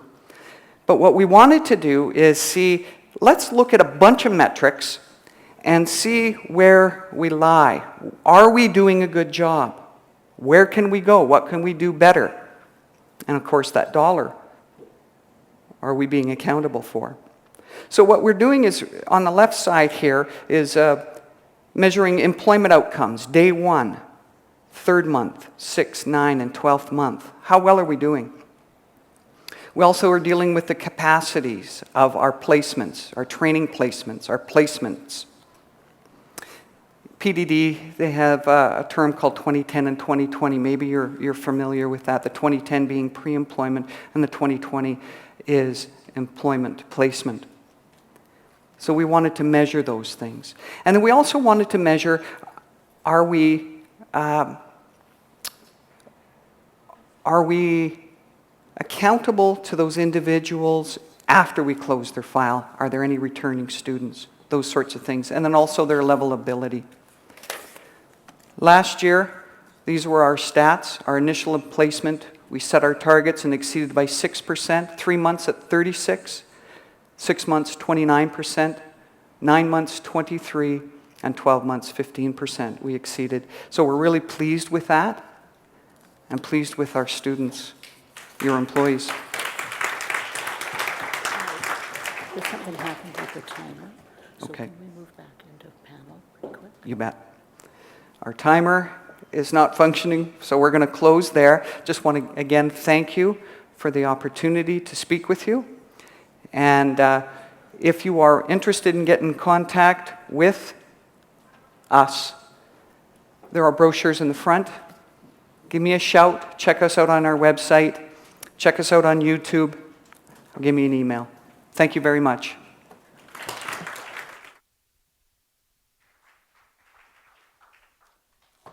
Thank you very much, Faye and Mike. As we have had our conversations, or some conversations around the province, their names rose more and more often.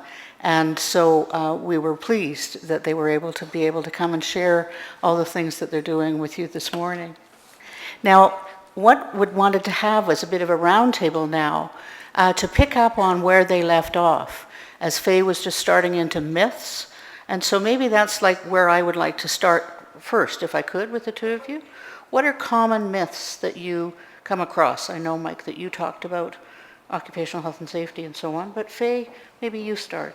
I think most of us have found that a lot of employers, one of the very first things that they look at is, and I think Bev had mentioned it, and I think you did too, Michael, was around accommodations. How we're going to have to accommodate this individual, what is it going to do, how is it going to interrupt our work staff, what's going to happen on our work site, but as well, what is it going to cost me? Is it going to be expensive to have an individual with the disabilities within our workplace? And of course, we all know that's not true, that for the most part, if accommodation is needed, then it's generally at a very low cost, and accommodation could quite easily be having somebody within the current staff just be their buddy, be their mentor, help orientate, as you would any new staff into it. So that's a myth that we find that happens often. And what we heard was some people don't understand the DRES capacity for some of those accommodations. Do you find that as well? Oh, absolutely. So we do try to share with an employer as much as we possibly can. And then, of course, we go to our friends over at DRES and say that we need your help. And, you know, we try to introduce the employer over through to the DRES supports. Super. Michael? I found, and you know, I don't want to come across offensive when I say this, so I do apologize. But when we do approach some employers, they, you know, in terms of placing a work experience or a direct hire, we hear the term sometimes, oh, I've had one of those before. And I you know, I kind of cock my head and I don't really understand what that means. and I think really is that employers have often had maybe a taste or a bad experience of one individual, but one individual, of course, as we all know, doesn't paint the rest of the population. So what we do to try to overcome that is really educate to them who the individual is that we're trying to market, have them meet them, get to know who they are, get to understand that they are as anybody else in the society, person that has wants and needs, and play on what's real versus what's perceived. Gotcha. Any other myths that you find common? I find that there's a perception out there by employers too as well that a person with disabilities is not capable of doing the task or doing the job that they're hiring for. They can't within themselves visually see how that individual who may be an amputee or somebody who's using a wheelchair for mobility or someone with a developmental disability, how can they do this job?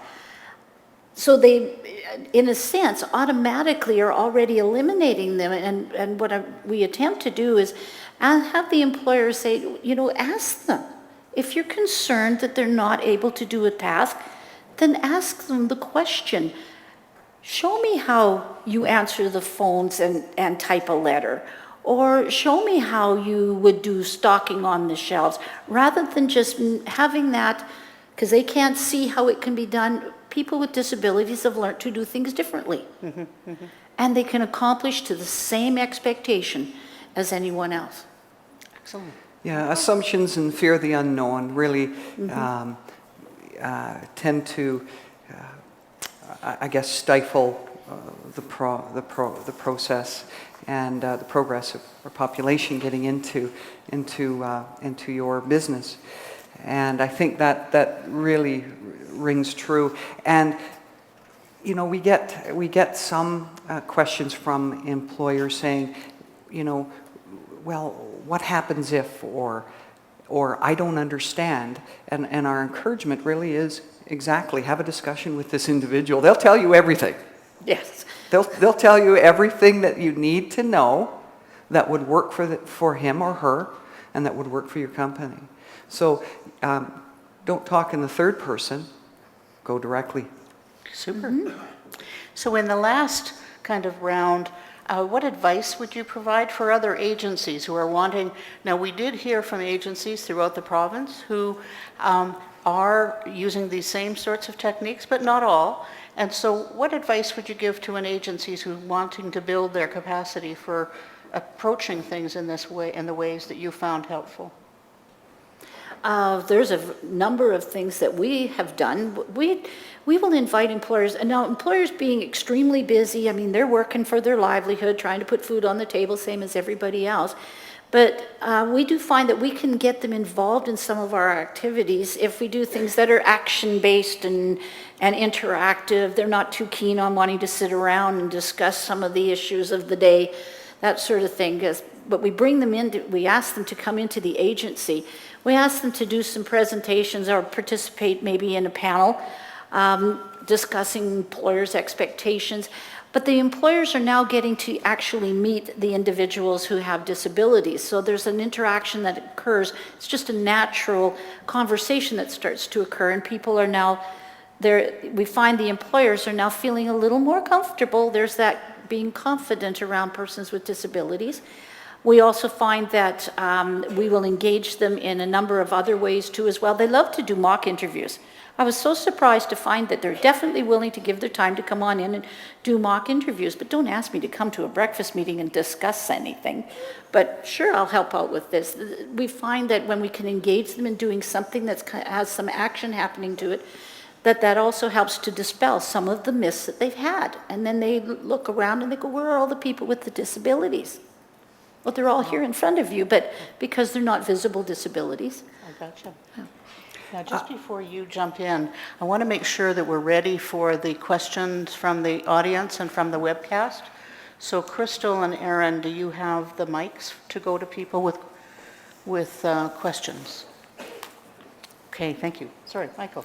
Thank you. I guess my advice is be there, be on site. Our employment specialists and our job coaches are seen, are there, are working not only just for that student or that future employee, but they're there for the employer to help with the learning, to help with the education. And I think being seen, being there, being active, being involved, versus having somebody hired in your company and then that support disappearing. So I think being present and active is certainly a key. Super. So if you would think of questions that you may have, I actually have a couple here to start, and we'll move back and forth between the room and the webcast for any questions. On the webcast, if you will type your question into the chat box, then Amy will pick it up and read it into the room. Thank you. So the first question for you is, what services are available in small towns that you know of? I appreciate you talked about Northeast, but perhaps other regions of the province. Well, I find that difficult to speak to the other regions because we do only work in Edmonton region and in the Northeast region. Alberta Works is throughout Alberta, and going to the Alberta Works office, they have their labor market information centers, which we utilize with our clients up in the Northeast region. We have a strong relationship with Alberta Works, and we utilize their resources. You go to the Alice website. It is just a fantastic website. We use it both in Edmonton and in the Northeast regions. So you can either go through the website or you can go to their offices that are in certain areas. But I can't speak directly on some of the other services that are offered, but that's a great starting spot. Okay. Yeah, I agree with you. And just thinking of Calgary and region, I've had the blessing to work with some of the agencies that have been branched off into places like High River, Okotoks, Strathmore, and Airdrie. So I think checking with your PDD officials and checking in with your Chamber of Commerce, your Rotary clubs, those sorts of things that will have extensions and ideas and information that you can access and take advantage of. All right. The next question is, what strategies and techniques do you use to build natural supports in the workplace? Michael, maybe you start. Sure. With respect to natural supports, what it is that the supports, those individuals, those employees that the new person has been placed in, get to know. So we talked about those things about asking those dumb questions or those perceived dumb questions or being shy. So really getting to know who the individual is, as you would in your company or a new employee would. So the natural supports, building is getting an understanding who the individual is, getting an understanding of what their strengths and weaknesses are, as anybody in a team, and how best we can support that individual. So let's say, me for instance, I have two disabilities, that being a learning disability, and also I have a challenge of ADHD. And so when my staff, and I have some wonderful staff that I work with, they know when it's time to approach me, and they know when I have that look of overwhelming fear of not getting my job done, and so they know when to ebb and flow with Mike. You know, when can I talk to Mike? When do I need to back off from Mike? When do I not need to joke with Mike? When can I joke with Mike?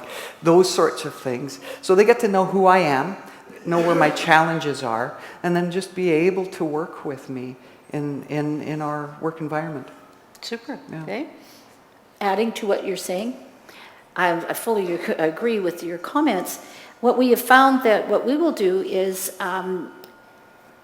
we will work with the employer, we'll work with the individual, but we will also go in, as I mentioned, about going in and doing some disability awareness. And it may be with the coworker, it may be with the foreman, it may be with all of them.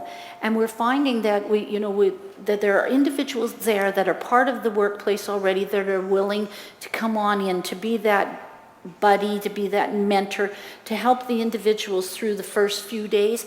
And then you start to see that there's a flow that happens. The natural supports just seem to just flow right in. It's not formalized.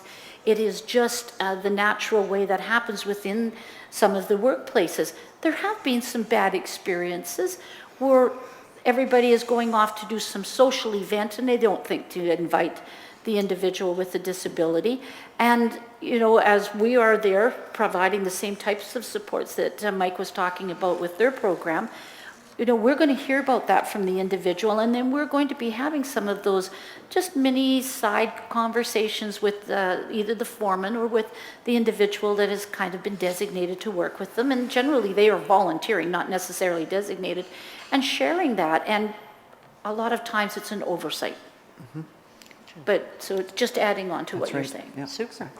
Are there questions in the room?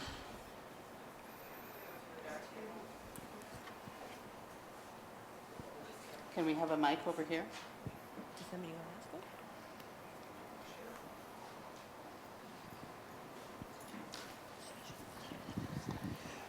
There are questions here at our table that they asked me just to read out. Please be aware that we don't all speak the same language. For example, I doubt that the people watching from Argentina know what DRES is. The second one is, what about jobs listed with qualifications that are prohibitive? For example, must have grade 12. What about an individual unable to tolerate classroom situations and with no computer skill? How do you help this individual get a job if they're over 45 or don't have grade 8 or have some condition that causes fear of communication in general? And employability is inspiring. How can we get the services offered throughout the province? Thank you very much, and thanks for the reminder. As soon as I learn what DRES means as an acronym, I will speak it out. Disability-related employment supports. Thank you. Disability-related employment supports is what DRES stands for. It's one of the elements of the Alberta Works program that is operated throughout the province in Alberta. So pick one of those questions that you like. Wow. Thank you for saying that we are inspiring, because we definitely are trying to be able to provide motivational, trying to provide the right types of supports for individuals seeking employment. You're talking about the various different barriers that some of the individuals with disabilities have. We don't just have group programs. We happen to have that in Career and Employment Center, where individuals can meet with an employment coach one-on-one. We've actually had we've had individuals who've approached us with severe anxiety, panic disorders that find it extremely difficult to come into a center where there's a gathering of people happening. And we've been able to work out some strategies on how to deal with that. So when we find some of those unique situations, we're going to look at a strategy or a way of being able to provide services to that individual. I just gave you the basic framework of what we do as far as our programs are concerned. We happen to have a pet therapy dog. We happen to have them in hospitals and in care facilities. Well, employabilities, we happen to have Lacey. She's a registered therapy dog, and every morning she's there at the front door as we have people coming through, and they stop, they chat with her, they pet her, and then they start talking and engaging amongst themselves. Conversations maybe about pets, but individuals who would normally be possibly antisocial or being rather introverted now find themselves chatting and engaging and starting to have social engagement with other participants just by having that companion and having that ability to be with the dog. And then she's there at the end of the day to say goodbye to everybody. Wow. Wonderful. Mike? With respect to our services, we do, I guess, first of all, encourage that regardless if you can read or write or what age you are, the classroom component really teaches. It's like a one-room schoolhouse. It's a shotgun approach in the sense that the information we think is valuable to all people, regardless of barrier, challenge.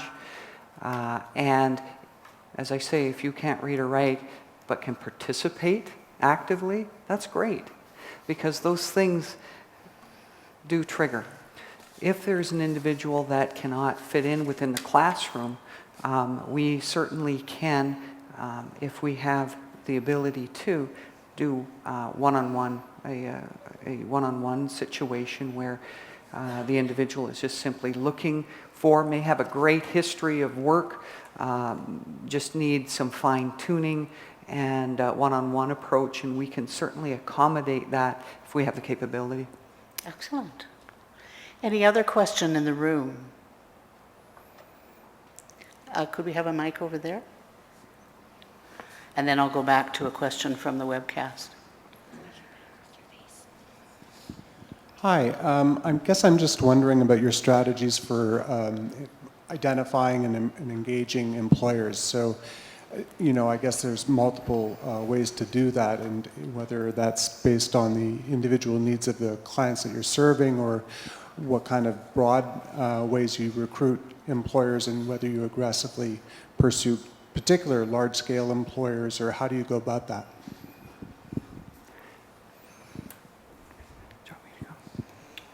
Thank you for asking that question, because I'd love to respond to that.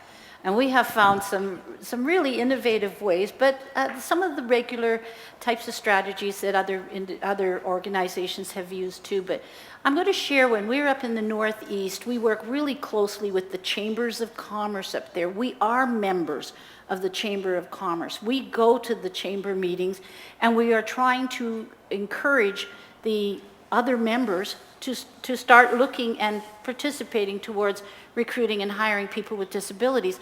So if there happens to be an activity happening in possibly Vegreville, then you'll find employabilities working with the Chamber of Commerce, possibly on developing strategies for the employers, developing the employer skills relating to recruitment, hiring, retention of persons with disabilities. And we've done that in cooperation too as well with the Chamber of Commerce, as well as Alberta Works up throughout the Northeast.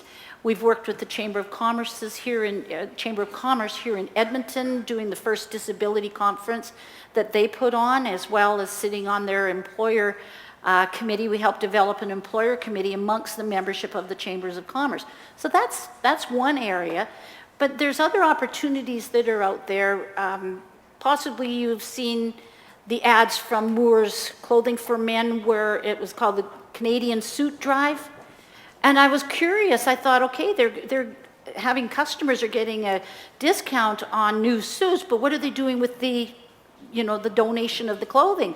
So I called them and asked if there was any way we could get some clothing for our clients. Well, it turned and evolved into something else, that we became the Edmonton recipient of all of this used clothing.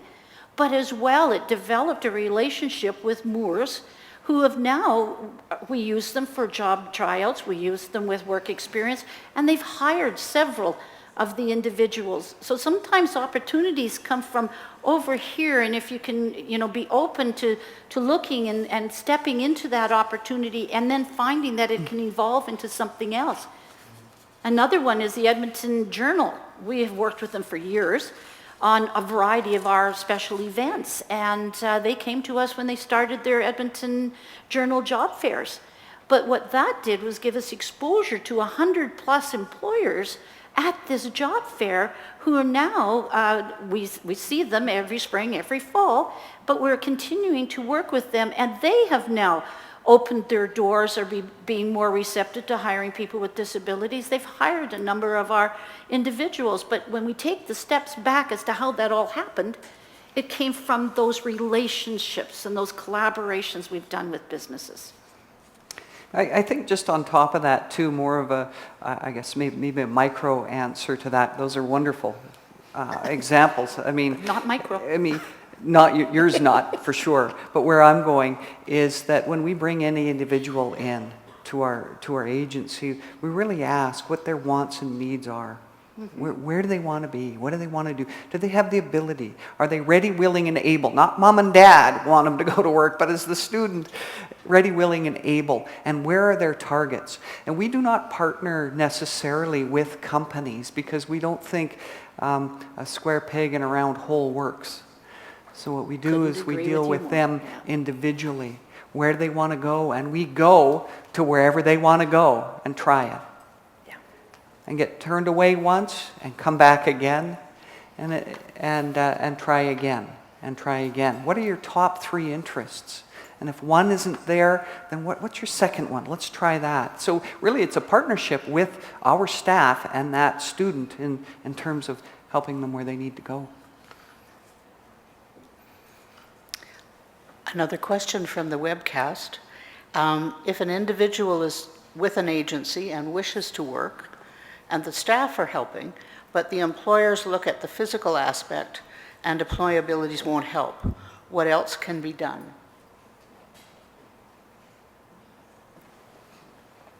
Can you read that again? I was just going to say the same thing. Could you repeat that question? If an individual who's with an agency, a person with a disability, I'm assuming, is with an agency and they want to work, and the agency staff are helping, but the employers look at the physical aspect, and employabilities won't help. Employability is not capitalized, so I'm not sure that it means your organization. What else can be done? Sort of once you get past the sort of initial tries, digging deeper. And I don't know where they're from, so it could be a small community with the challenges that brings, or a boom community, because we heard that those also bring their own challenges. Yeah. So digging deeper in terms of the harder to access questions. Yeah, that's a difficult question, and what you're really asking is how do you change the perception of a person right, which is very difficult to do. You know, my mom always said, right, and you know bless this person who had the question, because it's not an easy answer, and I think the only thing that I could offer at this time, top of my mind, is that we continue to expose our services to the public and the population that we serve, and that if that's through media, multimedia, whatever avenue you can, to try to dispel those myths previously talked about, and it may be a slower, constant process of massaging and getting others to realize that, you know, that everybody deserves to be a part of the community. Tough question. Yeah, it is a tough one.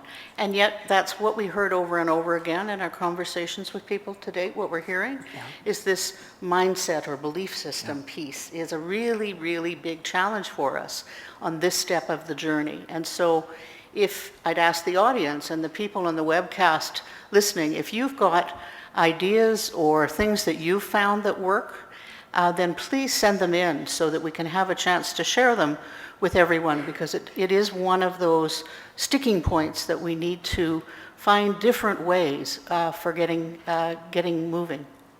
Anything more you'd like to say? I have to agree. That is a very difficult question to answer. Some of the first things that pop into my mind would be exactly as you're saying, that we'd need to be spending a little more time dealing with some employers and trying to, you know, persuade a change in their attitude. But I'm also questioning then too as well the individual with a disability. Have they restricted their interest or where they want to go to just one employer? This is who I want to work for. And sometimes we find that that's very difficult, because they do. They've got a mindset, they've got a focus. This is where I want to go. This is the employer I want to work for. This is how much I want to make. And it's very hard to change when they've got that rigid criteria on what they're looking for with employment. So sometimes we need to spend some strategy development and some, possibly a reality check with some of the individuals we work with regarding what their, you know, request is for employment. We will work with you to try to find within your area of interest, of course, but possibly we may need to first step, take a baby step and work in this area before we move to the next one? I'm just not sure, because I'm not sure what's behind the question, but sometimes we have to look at that too as well for the individual with a disability. Thank you. Yes, we specialize in hard questions here, just so you know. We didn't warn the panelists that sooner or later there was going to be tough questions. Joyce on the webcast is asking, what's the average cost, would you say, to take a person from entry to employment? And what's the average length of time? So an order of magnitude. You know, I guess in terms of expense, that we cannot really speak to that because of so many variables that are involved. How big is the company? How much is the contract with your funding source? All of those sorts of things. So that I don't know if we can really answer to that question. I guess on top of that too is how long does it take for the person to get a job? And I guess that's also the answer. It takes as long as it takes. We have some individuals like Larry, who just simply started with us a month ago, who's working 3 weeks later. And we have some individuals that have come into our service and due to challenges that they may be experiencing have not been placed for a year yet. So it's those motivational things that we need to probe, and that ready, willing, and able to. Do you have the skills? Do you have the abilities? Do you have the history? Do you need more than one work experience in order to develop that resume and to develop those skills and to move forward? Do you have the health? Yeah. Do you have the health? Yeah. To be able to do it too? Stable health? Talk about that some more, the health.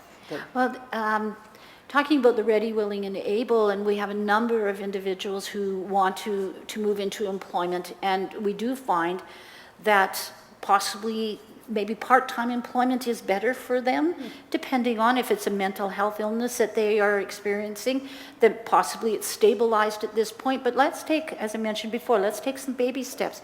Let's ensure that the stability is there as we move into employment and as we have them working with an employer.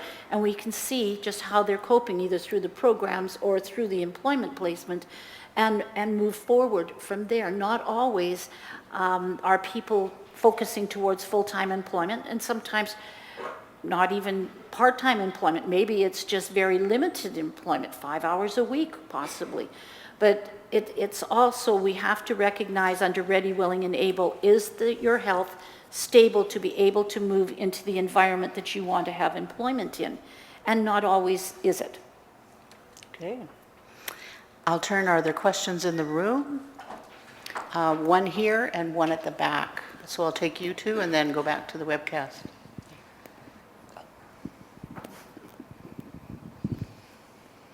I'm just wondering if any of you have experienced a client who, say, wants some kind of training and goes to college. They apply to get into that, but they're turned down from it because of their disability, because the program that's provided won't actually accommodate them in the college itself. Have you ever experienced that type of thing before? The population that I presently deal with are only those individuals that have developmental disabilities. Oftentimes, it's rare that they have post-secondary education, and oftentimes coming in at entry-level positions and then moving up from there. So, limited experience with respect to your question. Faye, I know you have broad experience. Yeah. I can't speak to the post-secondary because we do not provide post-secondary services. We do happen to have sign language interpreters for the individuals who are deaf or hard of hearing through DRES supports in our programs. And so we've been able to do it that way, but I have not had that experience of people being turned away from college. But we have we know it happens, that sometimes when an individual will go to an employer for an interview and they have not somehow or other disclosed their disability because there was no need to, you can almost see the wall come down in front of the employer's face, just kind of like as they see visually that that individual has a disability. And it just closes the door. Other times, it's wide open by other employers. Employers are a diverse group, just like all of us here. And so we do recognize there's still a lot of work to go. We've seen some progress, but there's still an awful lot of work that needs to be done. Thank you for your question. We're noting the questions down as well, because sometimes the panelists that are here aren't in a position to answer all the questions. We'll see if we can get a different answer or another answer. And if not, we would really ask that you put it in on the questions and highlights of things, and so it can get picked up in the larger strategy. Thank you.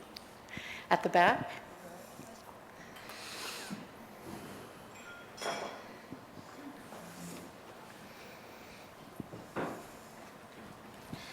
I work in corrections, and there is a group of people who have no physical or mental disability, but they come from what I call war-torn places, whether Africa or high up north communities, where the weapons are drugs, alcohol, violence, sexual abuse, and all kinds of other things that damage them from the beginning.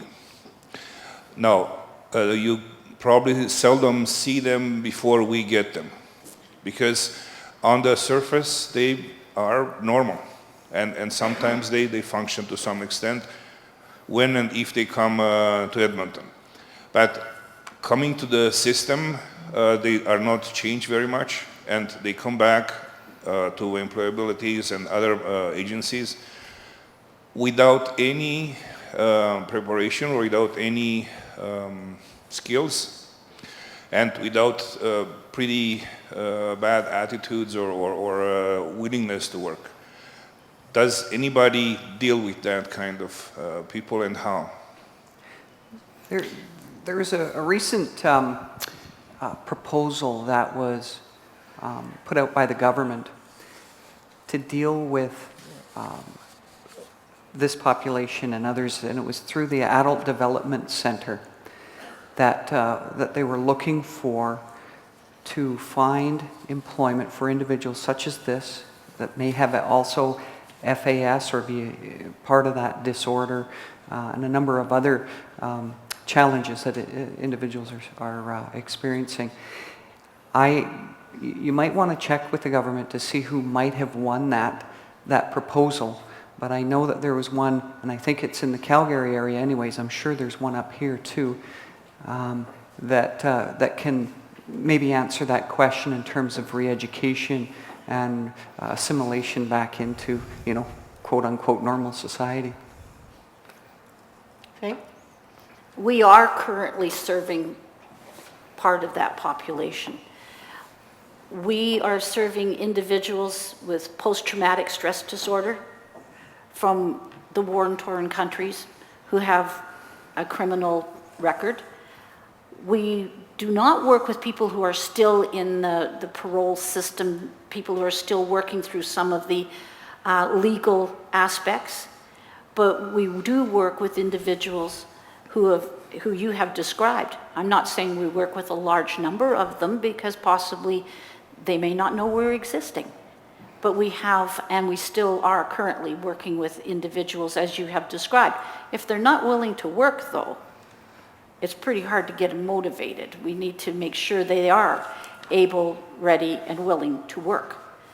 But we are currently doing that. Great, thank you. One last question before we move to the break with some final announcements. If you have additional questions for this panel, please would you write them down on the paper that's at your table, and we'll find a way to get an answer and post it on the website when the symposium is finished. Thank you for your questions. It's very helpful to have the real issues that people face coming forward. So one last toughie for you. What about individuals who've no desire to work but are being forced into employment now? Will they just not self-sabotage? This will promote one of those attitudes by employers. That's why you get the big bucks. Well, I don't know. I think that might be a Frank Oberle question. I'm not sure if I'm going to be sticking my foot in my mouth here. But, you know, that is a question that, you know, a number of agencies are asking themselves as well. How do you instill internal motivation? Mm-hmm. And I think that for some individuals could come through time. I know that Brenda Lee Doyle was talking about you know, starting at infancy and then kind of instilling that into the young, and then be natural as you become of age. And I think so. It could be a slow process for some individuals. And it could be a quick process for some other individuals where I may be in trouble is that, you know, these are your options. You go this way or you go this way. If you go this way, you may not have as much support. If you go the employment route, there may be that support there for you. I know that's a bit of a shaky statement, but I think reality also has to come into play here too. We all work for a living, or most all of us work for a living, and it should be expected that that be instilled in all individuals in the population. And a possible choice as people are growing up. And as Brenda Lee talked about, we may have kind of two groups of people here, one who are coming up from childhood with different expectations. So thank you. Please join me in thanking our panel, and we'll... Thanks to you. Thank you.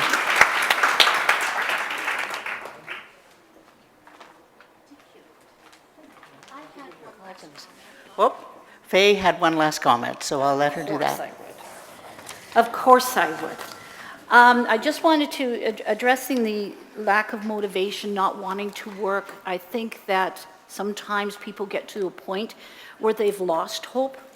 They do not see themselves in moving forward, or that there's anything out there for them. And why go through all of this again? They've probably done it 100 times before. They've possibly been beaten down through the system. And I think when we do meet individuals that are at that point, is somehow or other trying to find a way to show that there is hope out there. Everybody enjoys the satisfaction of, well, possibly everybody, not quite, of working, depending on what the job is, but there's those rewards. And if we can help them with working with possibly other individuals who've gone through the same sorts of experiences, that there is a light at the end of the tunnel, I think that there, for some individuals, an opportunity to move forward. It may take time. Thank you. Thank you very much. So now we'll move to a break. Please take the time to check out one or more of the trade show booths around the table, and we'll be back in 20 minutes. Thank you. Between the two of us. Yes, your ADHD and my, hyperactivity.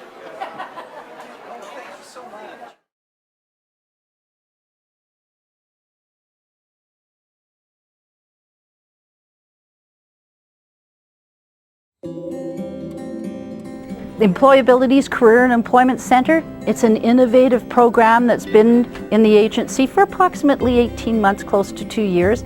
And it's an opportunity for anyone who happens to have a medical condition, a barrier to employment, or a disability to come on in, be able to see and view some of the resources that we happen to have. We have Alberta Works publications, we happen to have information on job search, we happen to have job leads for our employers. We also can look at doing some career planning. We happen to have just a wealth of information and resources available, and they do not need an appointment. Just come on through the door. We welcome them to be here and, see the resources, meet with an employment coach, and set a plan of action. All the services at Employabilities are at no cost. Some of our programs happen to have a tuition fee to them, but we work with Student Aid Alberta in order to be able to find a grant for that. Here at Employabilities, we have a variety of assistive technologies. We have everything from adjustable tables that can be raised and lowered for people who are using wheelchairs or mobility, scooters for mobility. We happen to have the print magnifier for individuals who happen to have visual impairments.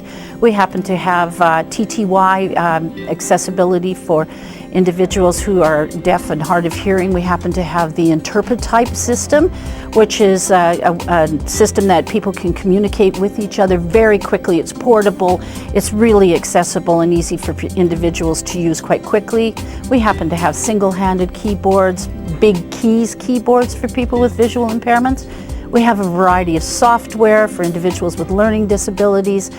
There's just a vast array of the types of technologies we have available, and it's all done more on an individual basis rather than, just having them available for groups. But individuals come on in and we'll find the technology that happens to suit them.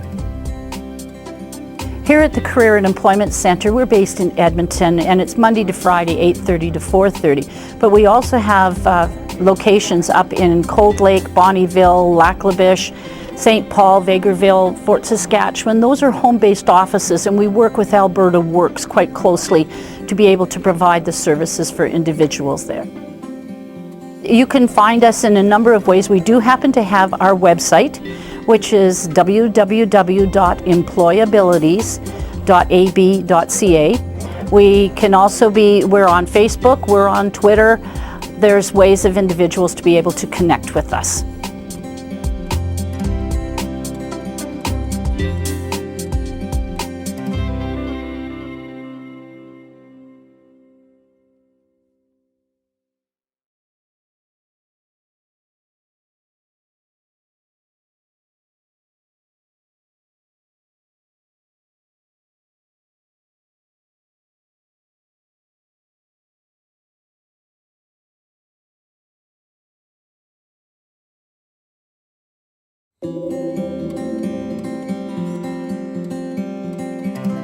The goal of disability-related employment supports, DRES, is actually to increase the awareness of Albertans for persons with disabilities to get hired in the workplace by helping Albertans and employers be able to accommodate individuals in their workplace and increase employment retention. I'm here to talk about Alberta Works and disability-related employment supports. Disability-related employment supports are a tool and a service that is provided within Alberta Works that provides supports and services to Albertans with disabilities. Some of the supports and services that we provide are things like tutors for individuals accessing different training programs. We may provide funding for computer software, for voice to text speech, for instance. Another tool might be even a vehicle accommodation so an individual can get to and from work. And something more recently that we have noticed that's really helping individuals retain employment is job coaching services and assessment. And that is something that falls within Alberta Works. And individuals wanting to access any of these programs or learn more about it can go onto our website, can go onto the ALIS website, alis.gov.ab.ca, or they can pop into one of our Career Alberta Works Centres. And we have 4 Alberta Works Centres in the Edmonton area, and they're all over the province. Okay, we've got some great short videos on the ALIS website that feature different topics of career planning. Everything from a person job searching, accessing our Career Alberta Works Centres, and as well things about job loss, diversity, how does a person with a disability access employment, how do employers help retain employees. It's quite diverse, the number of videos we have and the number of publications we have also at our sites and online. Information about DRES is available on the Government of Alberta website. It's available at the ALIS website, and you'll also find it in information on our publications. A lot of different areas will focus back to disability-related employment supports.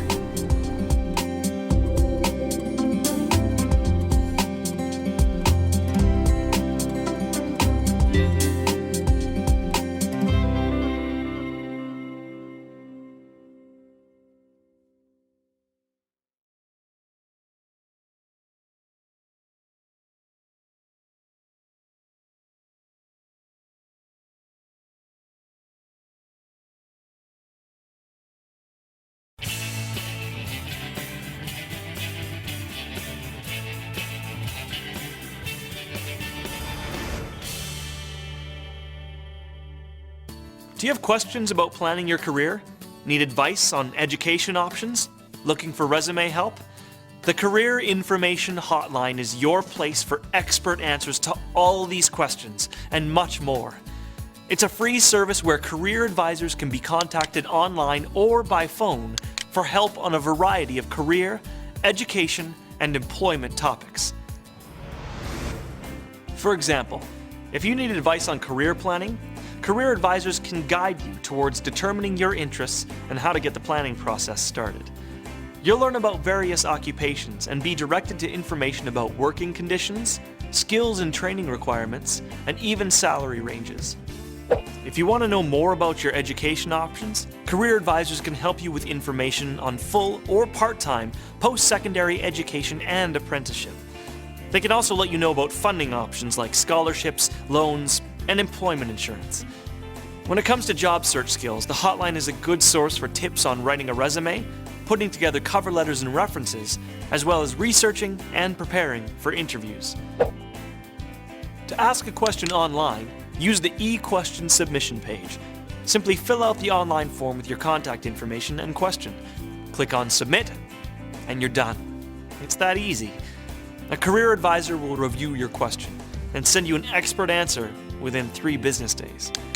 If you'd like to speak with a career advisor, you can also phone the Career Information Hotline toll-free at 1-800-661-3753 or locally in Edmonton at 780-422-4266.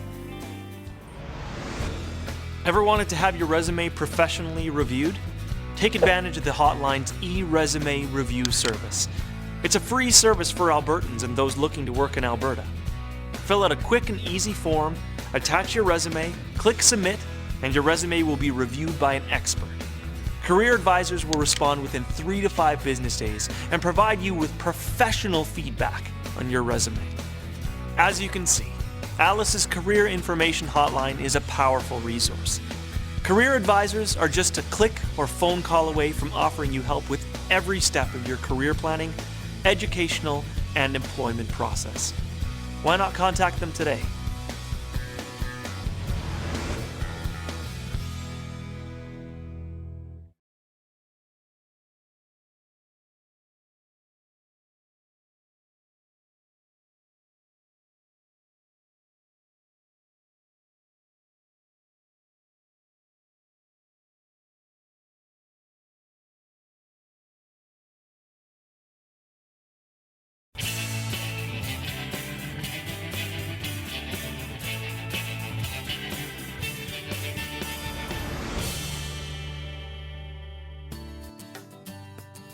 If you've entered the world of work, you'll find the Workplace Resources section on Alice to be informative and useful. Whether you're wondering about rights as a worker or how to manage workplace issues, you'll find links, tips, and publications here. Pages include Rights and Responsibilities, Enhancing the Workforce, and Managing Work Relationships. Every worker has both rights and responsibilities on the job. Many of the rules that must be followed in Alberta, such as minimum wage or the length of a workday, are set out in legislation.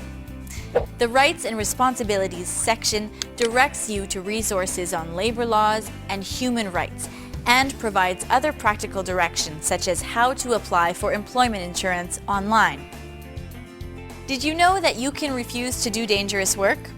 This section also links you to information about the laws, programs, and services that keep your workplace safe. Through the Enhancing the Workforce page, you can learn about work search and which jobs are in demand. You can access information on what wages are being paid using the labor market information links, strategies for staff development, and tips on how to balance life and work. The Managing Work Relationships section is all about human resources. In other words, how to make the most of your work life. Useful links cover topics like skills development, disability on the job, and how to succeed at work by being a valued employee. Succeeding at work also means nurturing your life outside the workplace. You can find tips on achieving a healthy work-life balance in the Managing Work Relationships section as well. One thing is certain, Our workplaces are always evolving. Whether you're on your first day of the job or in your 10th year as senior manager, you'll benefit from the comprehensive links and publications in the Workplace Resources section of ALICE.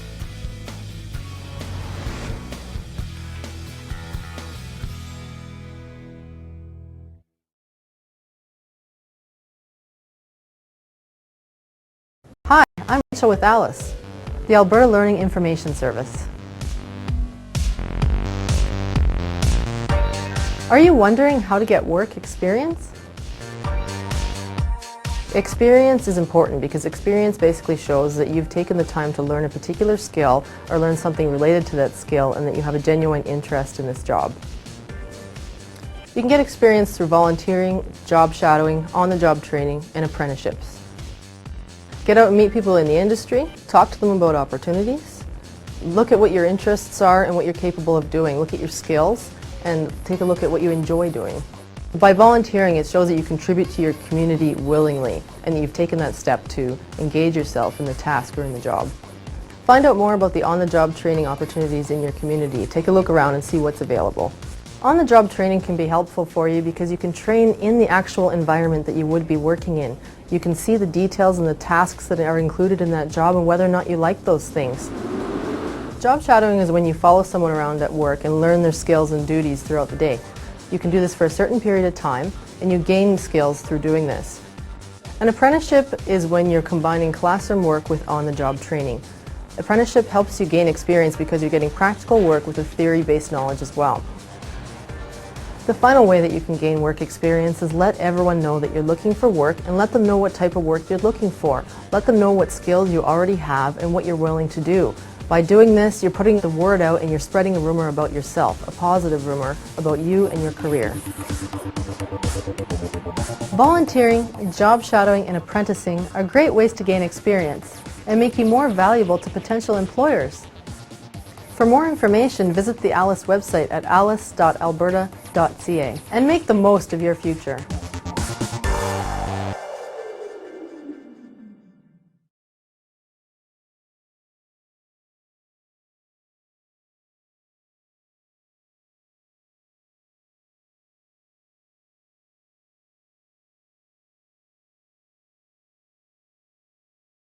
Hi, I'm Stacy with ALICE, the Alberta Learning Information Service. Are you wondering what job opportunities are available to someone with a disability? Most employers are receptive to job seekers who have the skills that they need. Exactly the same opportunities exist for people with disabilities as for those without. Finding work opportunities starts with knowing your skills and strengths so you can market them effectively. Be specific about your skills. For example, if you say you're computer literate, give examples about computer programs that you've used. Marketing yourself is often easier when you target employers who reflect your values, apply for positions that match your skills and experience, and recognize that employers will need to train you for this specific job as they would need to train anyone for that particular position. Let people know what you're capable of and have them help you by spreading the word. Targeting employers who have experience with a diverse workforce would be a great place to start.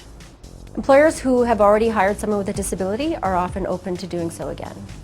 Employers have become more aware of the benefits of hiring people on the basis of their abilities and not letting myths about disabilities cloud their decision-making process.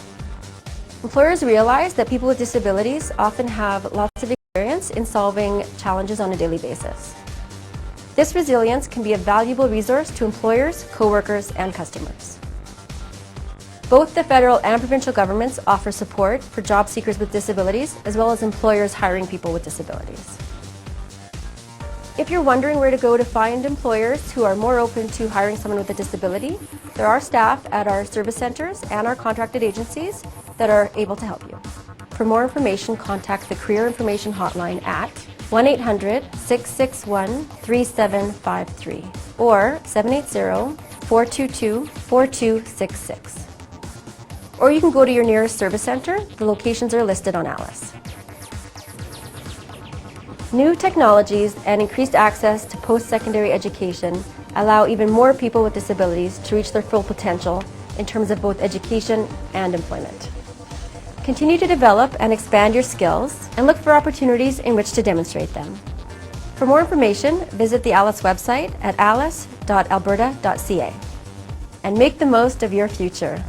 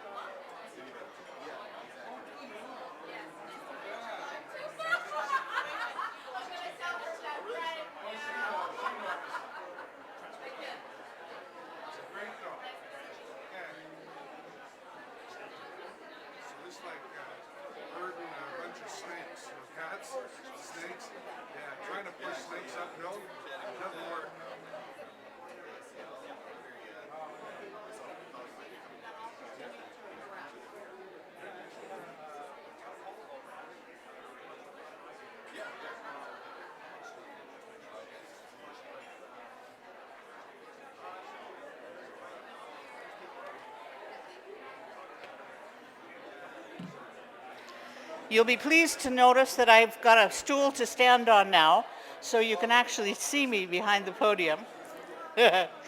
Maybe it won't be so much hassle with the mic as well. We're ready to start, and we have three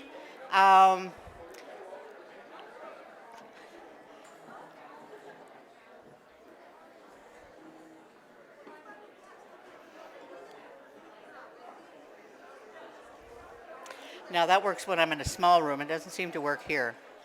So welcome back to the people on the webcast. We have three senior people from employers in Alberta who are going to spend the next hour and 10 minutes with us. And so please, will you tell your neighbor if they could please come back to their seats so that we can have some quiet? And we're welcoming back the people on the webcast. Welcome wherever you are.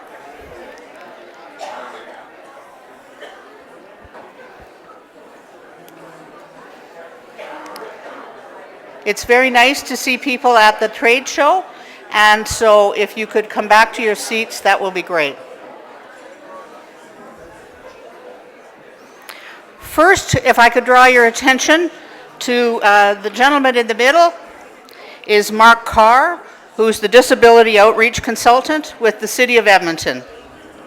Mike, if you, and on his left is, no, on his right, sorry, the other left. On his right is David Kinders, the Managing Senior Principal with Stantec Engineering. You could wave? That's wave. And on the far left, on my far left, is Blair Lundy, who's chair of the Edmonton PDD Board and previous distributing manager of Companies Coming Limited. So each of the panelists will have about 10 minutes to talk briefly about kind of their organization, who they represent, what their experience is with creating inclusive workplaces and hiring people with disabilities, and some of the challenges and opportunities.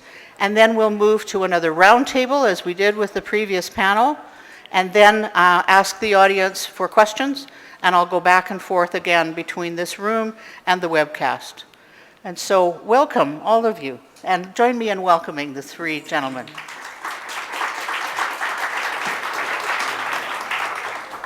So who would like to start? Blair, do you want to come here, or do you want to speak from your seat? Okay. Then we have to get the stool out, because then you're really, really tall if we let you stand on that.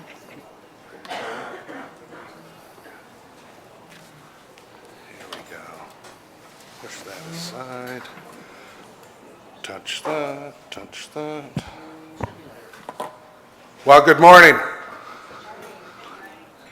I want to very much thank you for the opportunity given to me this morning to share with you what we refer to as the disability story of Companies Coming Publishing Limited. And I kind of feel a need right now to warn you. I am now retired from the company, so what you have done is taken an old retired guy, given him a mic, and said, talk about the thing that really there is in your life that you love. So I'm going to start that way and apologize, but I will try and keep this on track. But if I wander, it's not my fault. So I want to say to begin with that I always considered myself to be one of the luckiest people around, because every single workday was an exciting, learning, and rewarding one. The first of these happened for me in the year 2000, when a man with Asperger's syndrome stopped in with his support worker and asked if we might consider hiring him on a part-time basis. Well, we talked a while, and I came to the conclusion that we could at least try him out and see how things developed from that. I was challenged to find something for him to do, and in conversation with his support worker, I happened upon what was to become a guiding principle through the years, and that was to look for a person's abilities, not his disabilities. The first thing that would strike you when in this man's presence was his good nature, his ability to make you laugh, and his attention to detail. All traits of folks with Asperger's, or often common traits. In short order, he became an extremely valued and contributing member of our family at Companies Coming. Although he was able to do several different jobs, his real niche was in recovering and pricing damaged books. In fact, some 180,000 over the years. Each book, because of its condition, was not able to be resold. But now, because of this man's contribution, every single one of them, were able to be resold, which greatly contributed to our company's bottom line. Our next opportunity came 1 year later, when I was asked to hire a deaf man as a favor for the summer.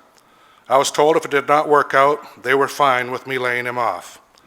Well, 10 years later, I'll call this man Bob, was still with us as a trusted, loyal employee, and best of all, to this day, my friend. Over the following years, two key things happened to us.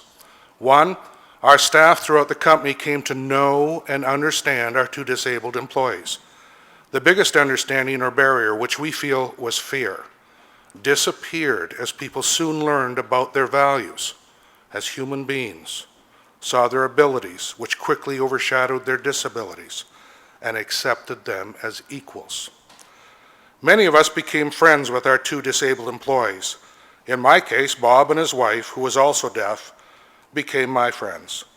Through our friendship, I began to assist them in many areas of their lives, such as banking, dealing with utility companies, and other services, which even today includes visits to the doctor with Bob, where I can help with matters that many of us take for granted. Then in early 2003, two things occurred that led to the real changes in Companies Coming, in ways that none of us thought possible, and certainly none of us saw coming. The company was growing, and I was very much challenged to keep up with the packing and assembly needs of the company.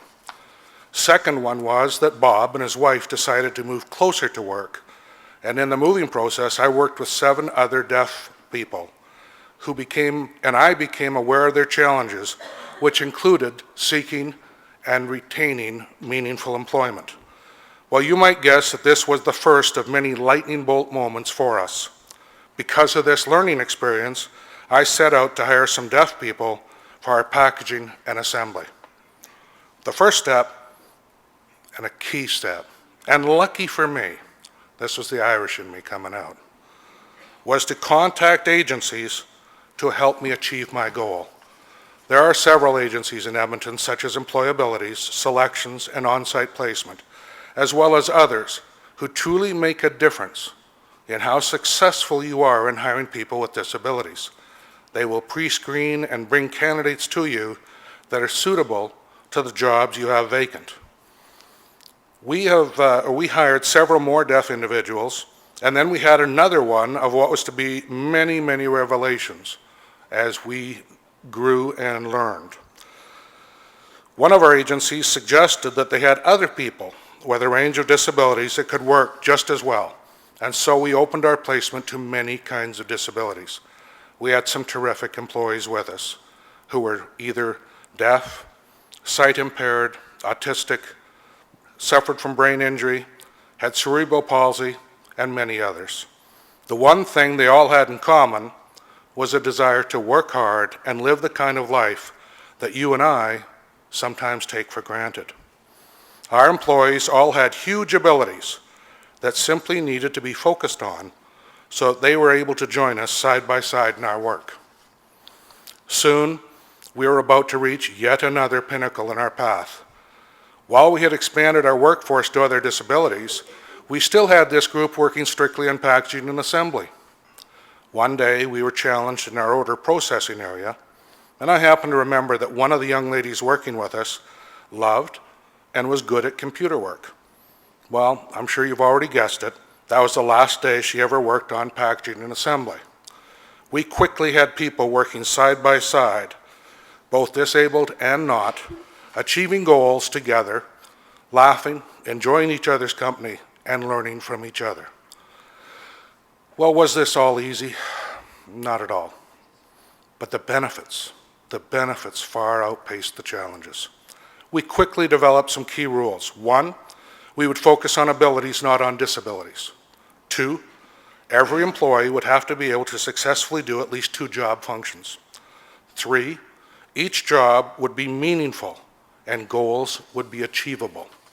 And 4th, that the wages would be the same for all employees, disabled or abled.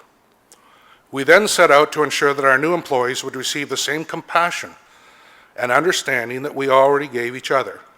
Doctor and personal appointments are necessary, no matter who you are. So it was not an exception to grant the same courtesy to all employees. Then there was yet another revelation in our path, which resulted in one more key rule. Do not allow someone's disability to be the deciding factor in their quest for employment. As many of our key rules had been learned through experience, this was no exception. Again, one of our agencies approached me to hire a blind man, not sight impaired, but blind. I knew our key rules and at first thought, we've been stumped now. But loving a challenge as I do, and not wanting to disappoint this young man, I agreed to a tryout. Again, a couple of things happened. Our other employees, able and disabled, all pitched in to make it work. At the end of the day, this was his first day, this young man was assembling our most difficult display. This is exceptionally impressive. 2 or 3 days later, I walked out of my office, and I still chuckle when I think back to this day, into the warehouse, and there was my blind employee over in the far corner at a electric shrink wrap machine, which is a very hot, very automated machine, shrink wrapping books quickly and perfectly. I turned on my heel, returned to my office, phoned his support worker and informed him that the tryout was over and that he was on my staff full time. He continued to amaze us with his great attitude, his excellent skills, and total commitment for several years after. We did not assume to have all the answers or that we had learned everything about working with employees with disabilities. We began each day with an open attitude and were prepared to learn something new and exciting. The bottom line is that we had an incredibly stable, hardworking, and dedicated workforce achieved by fully integrating disabled employees with all other employees. Making these changes led to increases in both efficiency and productivity, and our quality control numbers were terrific. You may ask yourself, how can that be? Well, it was because we had employees who truly appreciated their jobs as well as enjoyed them. Our employees came to work with smiles on their faces, worked very hard all day, and went home feeling like they succeeded in accomplishing their goals. Our workforce was incredibly stable, to the point in the time that we had included people with disabilities in our workforce, our retention rate was in the high 90s. A gratifying experience that came from our decision to hire employees with disabilities was watching the various employees grow and blossom, whether they took on new responsibilities or came forward with new and innovative cost-saving concepts. Many had gone from hourly to salaried status. Their lives had changed as many of them now had their own apartments. Many are now friends outside of work as well as in, all due to finding their place in the greater community. So bottom line, from a purely business perspective, did we make the right decision? Absolutely. Our lives in general were improved by the compassion and understanding that our new employees had brought to us. We were a better, more productive company for it. And so you can probably see what I meant about having great days. I had them every single day. For some of you who know me, I like to end this kind of thing with a short story.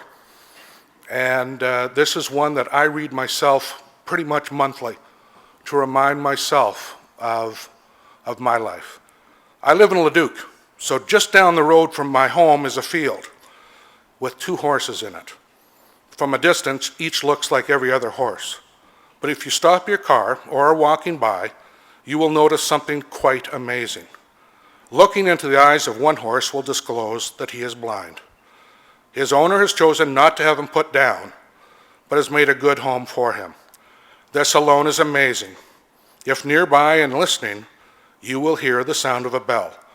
Looking around for the source of the sound, you will see that it comes from a smaller horse in the field.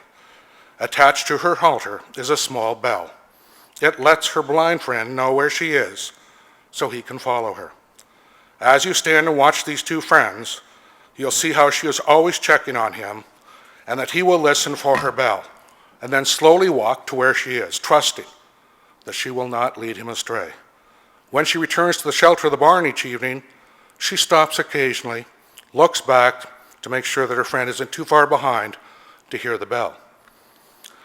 Like the owners of these 2 horses, God does not throw us away just because we are not perfect or because we have problems or challenges. He watches over us and even brings others into our lives to help us when we are in need. Sometimes we are the blind horse being guided by the little ringing bell of those God places in our lives. Other times, we are the guide horse, helping others see. Good friends are like this. You don't always see them, but you know that they're always there. Please listen for my bell, and I'll listen for yours. Be kinder than necessary, for everyone you meet is fighting some kind of battle. Thank you.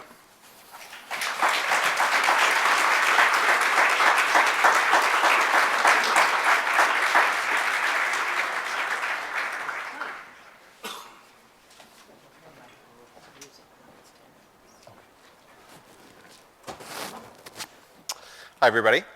Thanks, everyone, for coming out today. My name's Mark Farr. I'm the Disability Outreach Consultant for the City of Edmonton.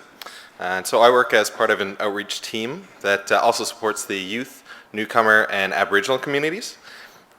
So I've been living in Edmonton for less than 2 years and been working for the city for less than a year.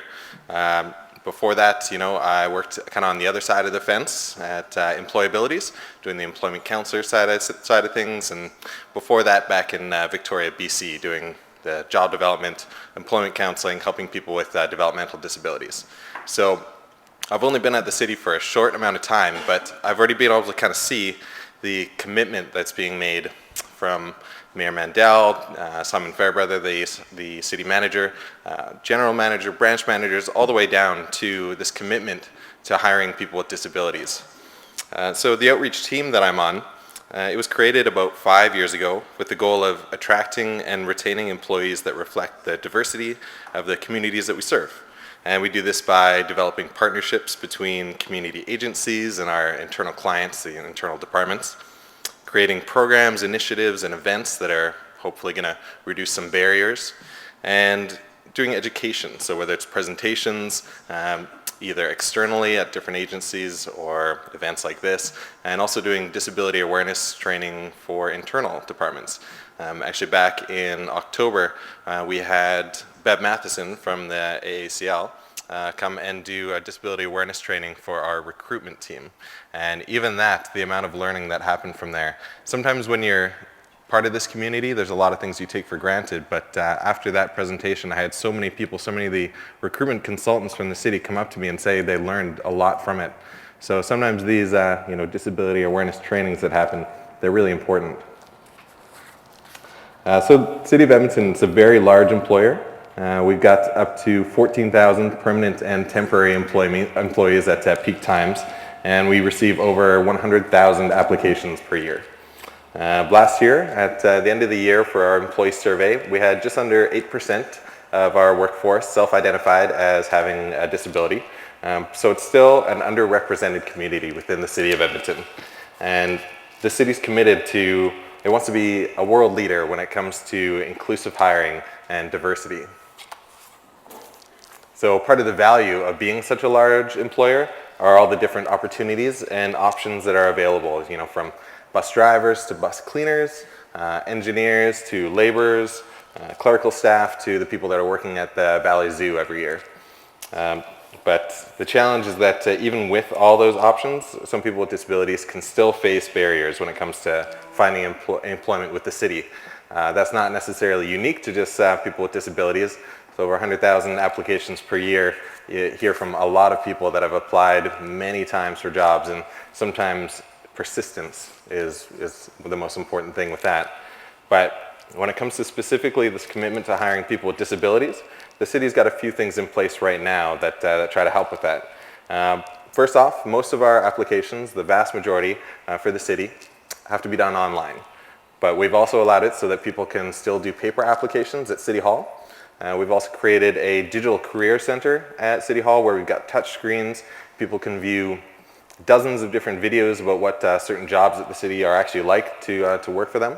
And there's people there at City Hall to help you with applications as it's going through.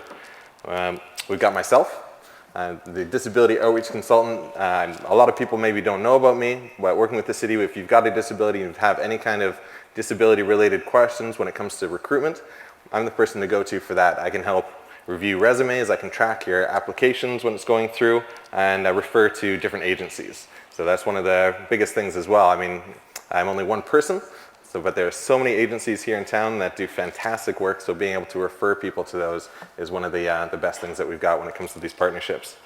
We also just recently created a City of Edmonton Facebook jobs page, and that's somewhere where anyone can go on and actually connect directly with the HR recruitment consultants and ask questions that way.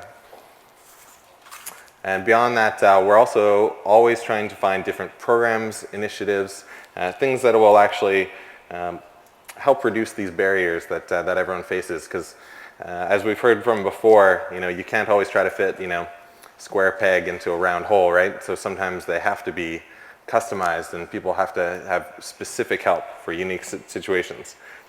What we've got for some people, it's the Abilities in Action program. It's a partnership between Excel Society, one of the community agencies here, and Fleet Services. So that's one of our departments that takes care of all the vehicles the city runs, so from police cars to buses and that kind of thing. So the Abilities in Action program it provides participants with the opportunity to receive paid workplace training on how to become a bus cleaner. So obviously this isn't for everyone, but for those that are actually interested in possibly going into being a bus cleaner as an initial career, it's a great way to kind of give them those skills that they maybe wouldn't have otherwise, and so by the end of it, have a chance to apply for positions and be in a much stronger spot than they were before. We also have a locker room concierge program. This one's specifically for students with disabilities, post-secondary students with disabilities, to work and get some summer experience working at different rec centers around town. And then also with the partnerships that we've got with some of the different community agencies around town, we're really starting to put a big focus into customizing jobs, doing the job carving side of things, which can be difficult in a unionized environment, which the city is. So we're really making use of the different partnerships that we've got to kind of help us get through that a little bit. So beyond that also, the city is also willing to accommodate people with disabilities whenever it's appropriate. So that might be from modifying work environments to maybe even modifying work schedules. So the city's strongly committed to providing best service possible to all Edmontonians. Our city is enriched by persons with disabilities, and the community is strengthened when everyone is involved. So I'll finish with just a quote that I'm a pretty big fan of by Henry Ford. Coming together is a beginning. Keeping together is progress. Working together is success. Thanks very much.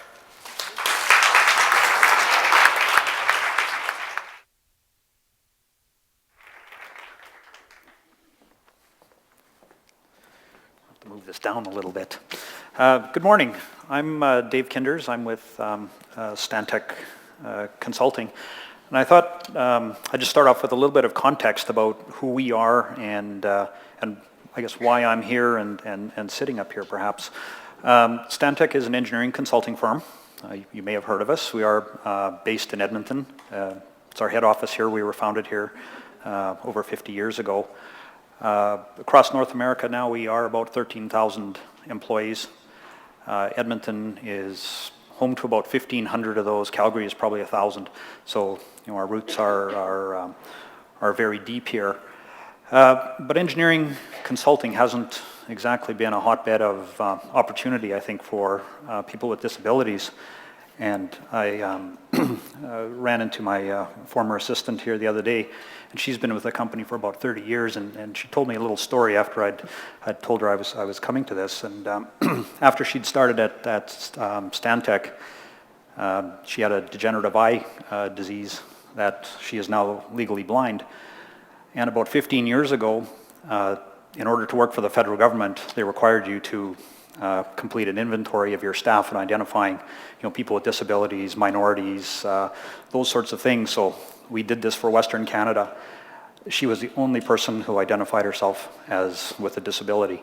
So a pretty small fraction. Sort of on a personal note, I have a sister with severe disabilities with cognitive delay, and we grew up in the 60s. There weren't that many opportunities in the education system for people with any sorts of disabilities. You were off to a segregated site and almost never to be seen again. She went through school, got through the program, and it was really what's next for her. My grandmother, or our grandmother, had a stroke and had been in the Allen Gray Auxiliary Hospital for 7 years before she passed away. And we got to know the administrator there fairly well, and when Sheila graduated from school, this lady took a big leap of faith and said, let's try some stuff out here. So Sheila's now been actually at the Allen Gray Hospital for 32 years as their longest serving employee by far. I think she works in the kitchen area, assisting with actually feeding and food preparation and such of all the patients. And the typical turnover there is probably, just by my observation, probably 2 to 3 years. So an incredibly stable employee for them, and she actually loves her job dealing with the old people. So it's been a really good fit for her. That whole scenario was, I guess I kind of took for granted. I was, growing up doing my own thing and, moved out of home, and sister had a job. She still is living at home. But a number of years later, my wife and I had our own child, and at about 3 years old, we started to discover that she had disabilities. And she has quite a mixed bag, fairly severe disabilities.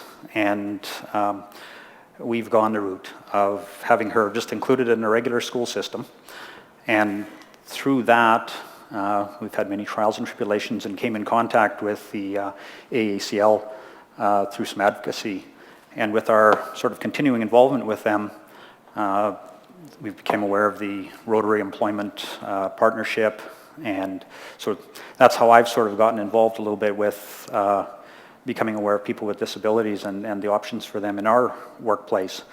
And one of the things that was a real telling moment for me, I'm sure they still do run these lunch and learns about what the AACL is. And the one I went to, I think there was about 3 people at it. But I thought, you know what, there's a couple people I know at work that have family that have disabilities and such. Maybe this would be a good thing to, try in our office. They came out to do the presentation, and we filled our largest meeting room, the standing room. Probably 100 people showed up, and it was kind of, wow. This is something that touches many, many people's lives. So from there, as I say, with the Rotary partnership, we were, I guess, brought a number of people that, you know, could they fit in our organization. And actually one of the ladies, young ladies that was at the Lunch and Learn presentation, a number of people came to me afterwards and said, you know, can we find a place? You know, she sounds like she might be a great person. So actually, without even having a job posting, we hired that young lady, and she was with us for about 2 years, and she's now gone back to school to consider or pursue a different career. Now, coming here, we were actually seated with a couple of questions. And I guess I'll maybe talk to those just a little bit, and then I'm sure the meat of this will come from the questions that come from the floor. But the first question was just about our hiring experiences, specifically hiring people with disabilities. And to quote, I guess, a colleague of mine, I'd say it's the same but different.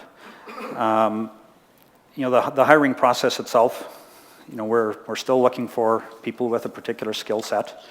We're looking for people that have a desire and enthusiasm to actually do the job. We're also looking for a person that's going to fit in with our team. So those are all pretty normal things you're looking for in any employee. The differences, I guess, with hiring, the actual hiring process itself for hiring people with disabilities. Firstly, it probably needs a champion in your company, and that can be anybody. But it's pretty easy to toss out the application of someone that because you think, nah, this is just going to be a bit of a challenge. Another little story on that, we hire a lot of NAIT and university students for summer employment. We use them in the construction as survey assistants and such. And we had a young lady that applied who was deaf, and my field manager came to me with that and said, geez, we can't. The field is actually is quite a dangerous place with heavy equipment. Hearing is pretty important in terms of your personal safety. So we said, no, we're not even going to interview her. He sat on the curriculum committee at NAIT, and the chair of the department called him up and said, she's a really good student and doing really well, pretty bright girl, hasn't had a single interview in getting placed. And for a NAIT grad, these days, not to even get an interview, that was unheard of. So he said, would you at least give her an interview so she gets some experience? And we did, and actually she was a stunning candidate in a different role for us. We don't typically hire people in our design office in the summer. The 4 months just isn't enough time to get in there, but we did bring her into the office and put her in that position, and what a great experience. She's still with the company, unfortunately. She chose to get married and move to Calgary. So we've lost her in that regard. So, but there was a lot of natural supports for her in the office. We were worried about what we would do with a person who couldn't hear.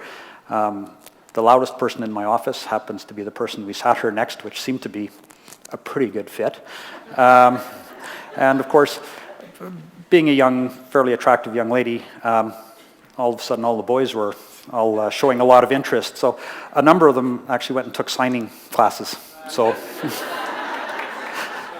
and they were very disappointed when they found out about the fiancé. One of the other things, we rarely get applications from people with disabilities, or at least that identify themselves as having disabilities. We advertise in all sorts of places our jobs. They're on our website. We use a number of the the Workopolises and the Monsters and that. But I'm not sure why, but we just rarely get applications. Usually when we have hired people with disabilities, and it's probably 8 or 10 people now in my group alone, they've come as some sort of referral or from a sort of a third-party contact. So in the case of AACL and Rotary, they come via that route. Sometimes they have just been personal contacts, people that know somebody kind of thing. So, we've made contact that way. Some of just the interview process itself may require some advanced preparation. The 3 people that we have that are deaf, for the interviews, we needed a translator I don't sign, and most of our people don't sign or understand it, other than a couple of signs. So, you know, we just had to be prepared in advance of that. A young lady that came in that couldn't speak and actually spoke with one of these machines, and I can't recall what it's called now, but think, you know, Stephen Hawking, if you've seen him on TV, is one of those. We gave her most of the questions in advance so she could, you know, put this into her machine and then respond, you know, in the interview. You know, in terms of in the office itself, there's, you know, maybe some adaptations required. One of the young ladies we hired that was deaf, we had a TTY system, and when we moved to our new offices and went to the you know, VoIP phone system, we found out that TTY doesn't work with VoIP. So what do? That one ended up, well, after a lot of head scratching actually with the technical guys, we gave her a cell phone. So she texts whatever she needs to do. You know, you know, some of the other ones, one young lady we had in a wheelchair, the adaptation was simply needed a higher desk so her wheelchair could get underneath, needed a different arm on the computer screen so it could bring her, you know, it closer to where she was working.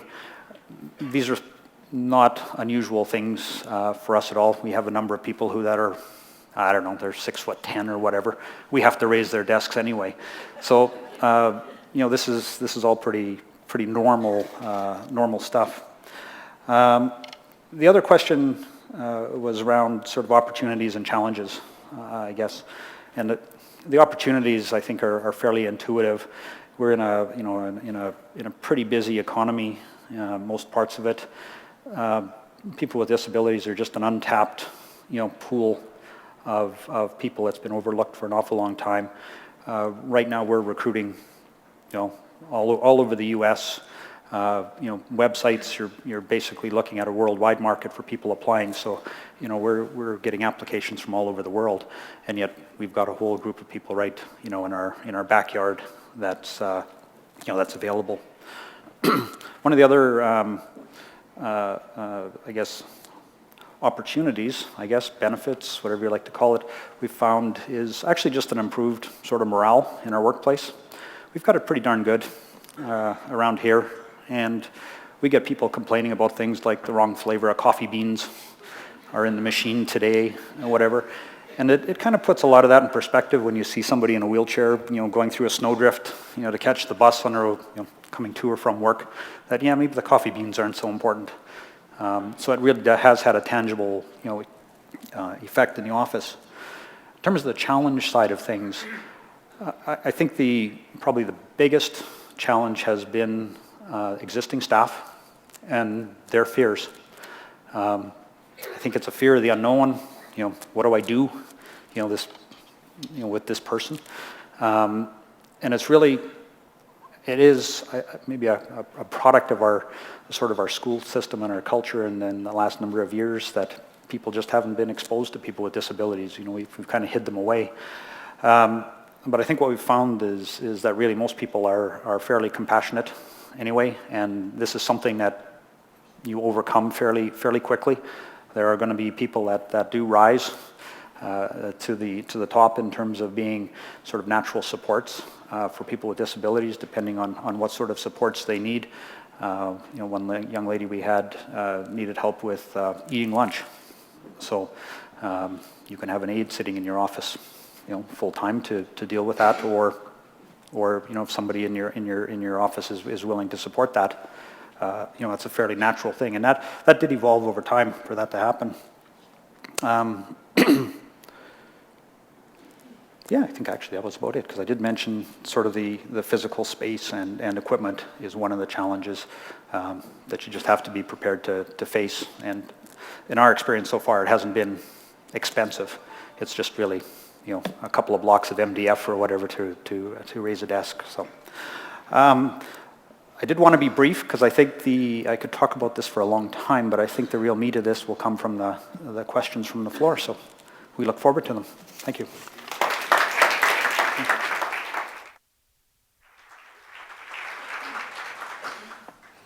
Thank you very much. Very interesting stories, all of you. So I'm wondering if you would take a few minutes and just talk about what advice you'd give to other employers or to agencies that are seeking to access other employers for building on their inclusive workplaces. Blair, you want to start? Or Mark, do you want to start? Sure. I guess, coming from the other side of it as well, Faye from Employability's touched on this, but really trying to make sure that there's that fit between the person that's looking for work and the employer. Not just trying to, you've got someone that's looking for a job and there's an opening, well, let's just put that together, make that happen. Really looking to make sure that fit is successful. Because sometimes, like we're saying, a lot of employers, it might be their first time hiring someone with a disability, and this is not just something with when it comes to disability. If it's someone that always hires, mature workers, let's say, and they decide to hire someone that's just come out of high school, and that goes really terrible, they might not look to hire someone else from high school next time, right? Same goes with, if this is maybe their first time hiring someone with a disability, you got to make sure it's that good fit. You don't want it to just fail and have a bridge burn for you looking down the line later. When it comes to employers, probably the biggest thing that I would suggest is patience. It's not always an easy thing. It's not always just such smooth. Someone walks into a job and they're good to go right away, but that doesn't happen in any population depending on the job. So having patience, taking the time, and just allowing space and time. Blair? I'll say that our focus when we started the process to focus on finding at least 2 what we call job functions was very important. Very easy, by the way. That took nothing. Often we found very quickly that folks that were coming to us applying, we were easily able to identify 4, 5, 6, 7 different job functions within our company that they could do. The reason that we focused on that was to find a challenging and achievable job that folks could do for a day, because we knew, just because of who we were as individuals and folks we worked with, there's nothing better than to work a day, no matter what job you're working, and go home at night feeling like you've achieved something, feeling like you've contributed to something, and better yet, if you can feel happy about what you've done. So that's why we focused on those 2 job functions. And we found that to not only reward the company, but it enabled us to have employees that were with us 8, 9, 10, 11, 12 years. And they never stayed at the same job for long. They moved along, but concentrating on finding challenging, achievable, rewarding jobs. And by the way, that was no different for folks with disabilities than it was for you and I. That is another thing that we found very quickly, was that whenever we were communicating, dealing, reprimanding, in any way, when we were having a relationship with persons with disabilities, we focused on having that relationship as close to, if not identical, to that which we'd have with people that were so-called normal. Folks with disabilities are absolutely able and needing to be treated in the very same manner that we like to treat each other. Just add maybe is it on? Yeah, there it is. Just maybe a couple of other things for employers, a little bit of flexibility in terms of job duties. We have the luxury, in a private company of doing that, but we don't have job descriptions that list off, the 20 items and this is what you shall do. That you do have a job and those are your duties, but sometimes that needs to be adjusted a little bit in terms of adapting for an employee with disabilities. And what we've done is actually just kind of moved change job duties between people, so it still is balanced and relatively equal.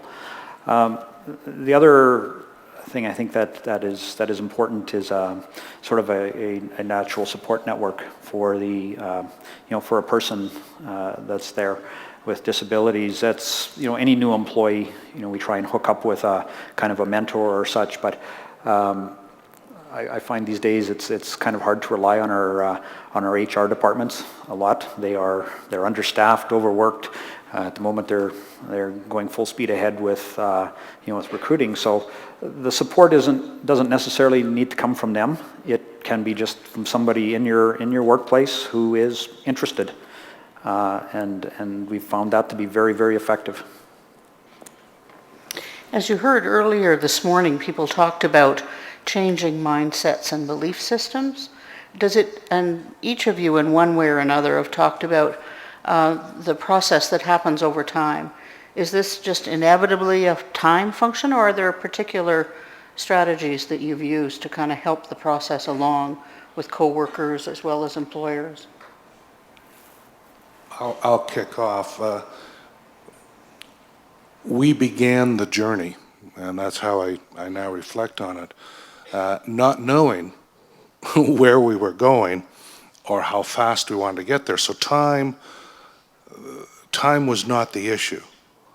And so we evolved, I'll say relatively slowly, but in hindsight, that turned out to be a very good thing for us, because our staff at our home office here in Edmonton, which was 75 to 80 folks, had the luxury of interacting with our first two individuals that had disabilities on a very casual basis.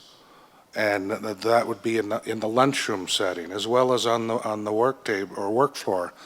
And when you, it's funny, I've often said or heard people say for the weekend, let's go have fun this weekend. It's hard to plan for fun.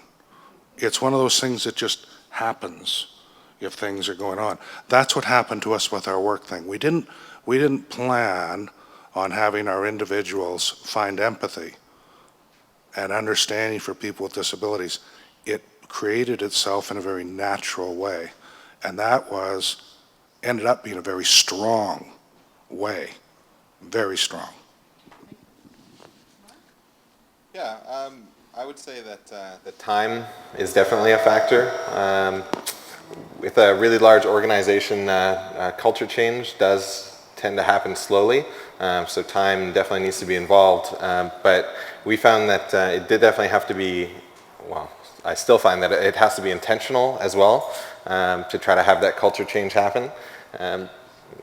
But the two main ways that I've say that I've seen it happen would be disability awareness training that we've already talked about a little bit, going in and either doing presentations myself or having community agencies come in and talk to actual hiring managers and workers, and to let them hopefully open their eyes a little bit to the myths and stereotypes that are out there. That's one way, but the other way that I would say is even more effective is actually having employees that have disabilities and the interactions and learnings that happen from just the people around them. And that kind of organic culture change that happens because of that will spread across an organization. That would be Great. Yeah, I'd have to say we didn't have a grand plan for this either, and probably if we tried to plan it, it would be 3 years in committee, and and then there'd be no candidate. So it really has been fairly, I guess, organic in the person coming in. Finding those people, their colleagues that are interested, and in engaging some of the agencies or support workers or whatever to actually come in and give a little bit of training with our staff. By example, we have a young man with fairly severe autism, and that creates some moments of excitement in an office that's normally fairly focused and such. So there's a number of people, and once again, these are people that have just kind of risen to the top and engaged this young man and have done a little bit of training. And what do you do when, you know, when he slams his door or finger in the file cabinet? You know, there is just some techniques, and we're not naturally maybe wired to to know what to do. But it's, you know, it's grown, and everybody in the office has some knowledge of that now and is aware of it. So it has just taken a bit of time to happen. You're obviously models, and I'm sure you speak about your experience with other employers. And I remember you talked about the Rotary partnership model. Is it more effective, do you think, to have employers talking to employers, helping our other... Blair? Absolutely. Because it's not untypical for the average employer out there to have the very same word as part of their overarching philosophy, and that's fear. And boy, we've heard it at all different levels this morning. That fear can manifest itself in simply not understanding the disability, the fear of what that could mean for all kinds of different things in the company. What it'll cost me to facilitate this? Am I going to have to, you know, subsidize this in any way? So if employers that have, I'll say, engaged into the process and know how successful you as a company can be by simply opening your doors to people with disabilities, there is automatically that kinship, that acceptance that, well, hold it, this guy's in business too, and he's in business to make money. I'm going to give it a try. So I think there is a great deal that can be accomplished by employers that have had success, have gone out there spreading the word or becoming ambassadors to other companies to try and help. I know Bruce is going to talk about the Rotary partnership a bit later in today, but David, are there high points for you about what that's done from an employer's perspective? Well, there's obviously that, you know, I guess that bit of contact between employers in that regard. You know, I have to admit though the network isn't that strong. This is still something that's I'd say, you know, pretty much in its infancy to happen, and hopefully it does happen. I think there's a lot of value in being able to in sharing those experiences. You know, the referral sort of through the Rotary Employment Partnership, I think with any employee, your best employees often come through referrals. You know, the person who's doing the referring has a little bit of skin in the game too, you know, to make sure that that is an appropriate person and that there is going to be success. So I think we've had very good success with that partnership. Great. Mark, I'll give you the last word before we turn to questions from the audience. Well, I think these guys covered it pretty well. I mean, maybe I'll just touch again on the idea that there is really a value to having other employers come to speak because as much as you can get a lot of learning that hiring managers might have from listening to, you know, disability experts from the community, being able to have another employer, like Blair was saying, you know, someone else that's there in it to make money, they can maybe have more of those candid conversations or speak in a bit more of how they would think about it without feeling like they're going to come across saying something wrong. So there's definitely value to that. Great. Thank you. So questions from you. What are things that you'd like to put to the panelists? And Aaron is standing by with some questions from the webcast, but I'll start here in the room this time. Who would have a question to ask?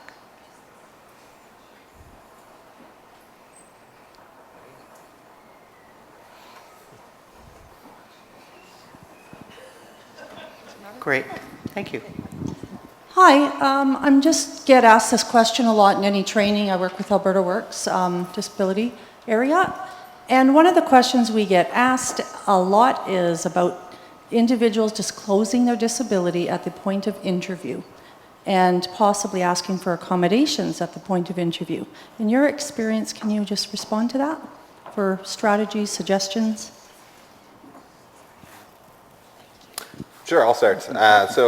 With the city, we definitely were very open to a lot of the accommodations that are necessary, but we need to know about them ahead of time. So I would definitely suggest this would not go for every single person, but as a general rule, when you're called for an interview, that would be the time to, if you are going to need accommodations, or you feel that letting them know that you have a disability is going to be a benefit, then that would be the time to do it. Like Faye was talking about before as well, sometimes when employers, hiring managers, whoever, when they come up and see someone in an interview, if they had no idea and they see all of a sudden they have a disability, maybe a wall comes down right away. That some people, that's going to happen. So giving them that warning, letting them know if there's accommodations need to happen or any kind of preparations just ahead of time, that's the way that I would suggest to do it. Okay. Someone else? I might just assist in that answer as much as it started out with us. Obviously, the folks that we started off with, their disabilities were very visible. There was no surprises. What happened was as time went on, and at one time we had about 35 individuals with disabilities working with us at the same time. The visibility of the disabilities, we became, I'll say, almost callous to it. We didn't look at it. Something we found with our agencies is part of that process is they work with individuals to teach them, give them supports in how to interview, certainly how to prepare a decent resume. And so we got into the method, though, even though someone walked into my office that had a very visible disability, it was just like, oh well, now let's talk about you. Let's talk about what you can do. And so we would go through the resume looking for areas that this person was highlighting that they could do. So for us, we didn't have to ask for disclosure. It was all over the place.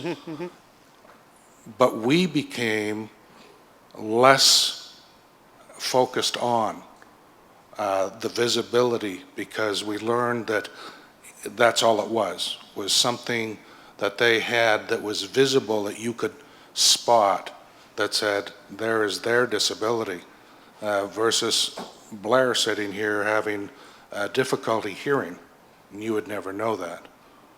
But people, so we became less focused on it, if that helps. So did you find that invisible disabilities then became more of the question for people who need accommodation or particular assistive technologies in an interview, that you benefited from knowing about that ahead of time? So is it better if people disclose? I won't say we did. Okay. Because overall we had the preparation and had already made the decision to include and to support. Gotcha. So it never became an issue for us. Okay. Yeah, I would say when it comes to the invisible ones, it really depends on the specific disability. There's no one answer for all of them, but I did have someone who recently emailed me because she had an interview upcoming with the city, and she has a nonverbal learning disability, and found that she would always have the interview and then they would seem to think something was off and she'd never get the job offer, and she would never talk about her disability at the time. So that's when I suggested that maybe having that conversation, not ahead of time, doesn't have to be ahead of time for that one, but maybe during the interview. So if it's something where she's having trouble reading those nonverbal cues and the conversation could be going a certain way that she doesn't even realize, if she can sort of nonchalantly or do some way to speak about the fact that she does have this challenge, but it's something that she's overcome or able to work with, and speak about it in a way that it doesn't seem like it's going to be a detriment, but still bringing attention to it. So if they're saying like, oh wow, this person isn't making any eye contact with me at all, and for me, eye contact, either that or they're not going to get the job.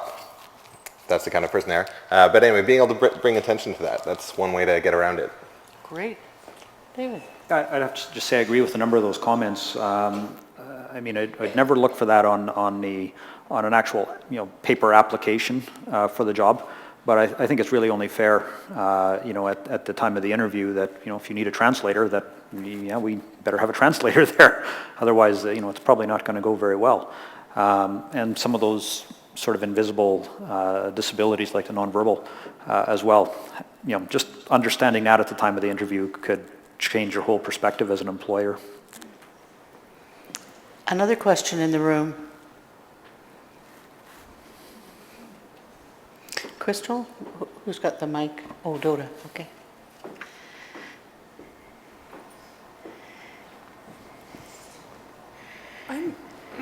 Excuse me. I'm just wondering if, as employers, you would put a price tag on accommodation. For example, would you say that we would accommodate to a maximum dollar or a maximum percentage of their annual income if they required more accommodation than, say, a one-time purchase of a device that could assist them? Would you, as employers, put a price tag on an accommodation? Sure, I'll start with echoing that the City of Edmonton has a commitment to a duty to accommodate framework. Definitely no set maximum dollar amount for that. I also, that's part of my education thing. I like to tell most hiring managers that accommodations are a lot cheaper than they might think they're going to be. But otherwise, it's just accommodations within reason. I mean, if it's a matter of someone requires an elevator and they're in a building that doesn't have one, that might be too much of a cost. But if it's just a matter of putting in a ramp, so as long as it's within reason, then the city will definitely be going for it. We actually found the cost to accommodate, and this is over many years, was very minimal. And the surprise to us was when someone with a disability pointed out to us the need for an accommodation or how an accommodation would make or help them to be a better employee. It not only was an accommodation for a person with a disability, but was an accommodation for all the rest of the staff that I'd been putting through heck for I don't know how many years. And to give you an example, we hired folks that had a tough time standing for long periods of time on a concrete floor. And yet we'd been doing it for years. And they pointed out how it could be different. We went out and bought the best anti-fatigue mats that we could purchase. And not only did they show appreciation, but the employees that had been with me for 20 years that had no disabilities, so to say, were unbelievably appreciative and I believe more productive because of those accommodations. Other things like stools. If you have I had people standing at one place for some time doing the same job, a repetitive job, when there was a suggestion that we can do the same job by being able to hop up and off from time to time a stool to take a rest. Unbelievable. Everybody benefited. So those accommodations were good ones. But in my case, I don't think I spent over $10,000 in 10 or 15 years accommodating people in any different way than normal. David. Yeah, I've got to say we've never actually gotten to the line. Accommodations have been quite reasonable in cost, and we don't have a policy or anything that would suggest that kind of percentage. So it's just never been an issue for us. Super. We'll finish with one question from the webcast. How many people are employed with Downs and can't read or write? Where do they fit in? And I suspect there's a broader question as well for people with disabilities or generally considered able, that literacy and learning become a critical part of the puzzle. So, but the question is people with Downs who can't read and write, and where do they fit in? Do you have any experience to draw from? I can comment maybe a little bit. I don't have specific numbers with the city for that exactly, but that would be a situation where a strong partnership with one of the community agencies to be able to try to help customize a role for them. That's where that would come in, where, you know, if it's reading, writing, that is something that's a barrier for them, then try to find something that either has supports around them for that part of, if that is a part of the job, or to have those components of the job removed. Yeah, sure.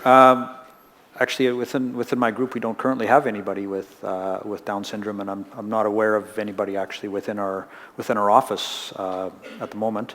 The reading and writing part of it, we actually have people that are not disabled that have challenges with reading and writing. So depending on the role, I mean, we probably wouldn't want somebody designing a bridge that couldn't read the specifications, but you know, there are roles within the company that certainly that wouldn't necessarily be a problem. Thank you. We had folks working with us that had Down's syndrome, and certainly were only one was nonverbal, but all three of them had trouble from the literacy perspective. But that didn't mean that we couldn't communicate with them. It didn't mean that we couldn't explain a job to them, and it didn't mean that they couldn't pick it up. So we found ways, and again, it's already been said, working with the agency, we found ways of finding that hot button with that individual. What it was that they could do, what they wanted to do and could do well, and through a type of communication, that's all it took. The benefit was we found in all three cases to find people that ended up doing a very good job. If we had perfect attendance awards, they were going to win them. Most of the folks, as a matter of fact, all of the folks we had with Down syndrome were not able to work an 8-hour day, but we got them into job sharing. And so they might work a 4-hour shift. They might work only 3 4-hour shifts a week, but they were able to find a job that they did well, and you knew they appreciated having and could accomplish. Thank you very much. Please join me in thanking our employers panel.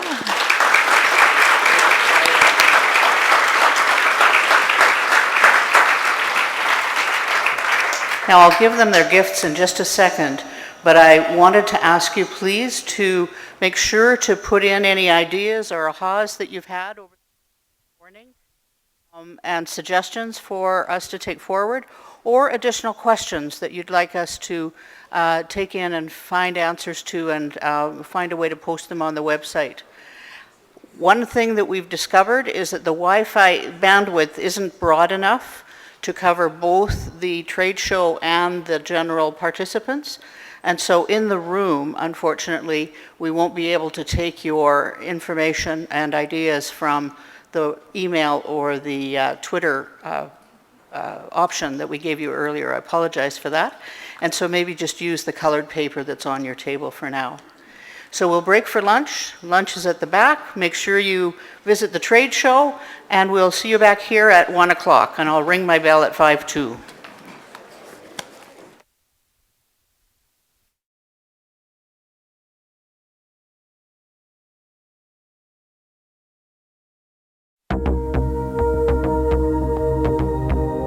I think the most important thing about Aroga Technologies is that a lot of people with disabilities, when they look at employment, participation in the community, education, different things like that, they run into a lot of barriers, a lot of obstacles, and you know, your first reaction is this is going to be insurmountable. And I think technology plays a great role in the fact that it reduces those barriers, it opens up doors, it opens up opportunities for people to participate, whether that be in their daily living activities, whether that be in an educational pursuit, and ultimately, you know, the end goal being employment. Aroga sells technology that's related to individuals with disabilities. It's called assistive technology, and it's there to assist the individual with overcoming some of those barriers that are presented. So when people think about disability, different things come to mind. Aroga deals with all disability groups. That might be somebody with a physical disability, that might be somebody with a hearing impairment, that might be somebody who's lost vision, is totally blind, has a learning disability, or has a communication disability that doesn't allow them to communicate properly. So we have technology for all of those different types of groups. So for example, when we look at low vision technology, we like to use a lot of CCTVs, which are magnification devices. When we deal with people that have communication disabilities, we use augmentative communication devices that allow people to generate speech. When we deal with individuals with learning disabilities, participating in education, there are products out there that will help you read material, write better, understand better, plan and organize yourself better. So there's a product for everybody. Connecting with Aroga happens in a lot of different ways. A lot of our seniors connect with us directly to look for low vision equipment, but a lot of individuals connect with Aroga through a government support, through their educational service providers, through an assessment facility within the community.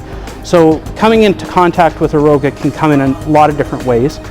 We do have a great website. It's www.aroga.com. If you go there, we have over 1,000 catalog items. You'll be able to get a good introduction of what types of technologies are available for different disability groups. And of course, contacting us directly is a telephone call or an email away, and we can be of assistance to identify what technology is going to be right for what you're trying to accomplish.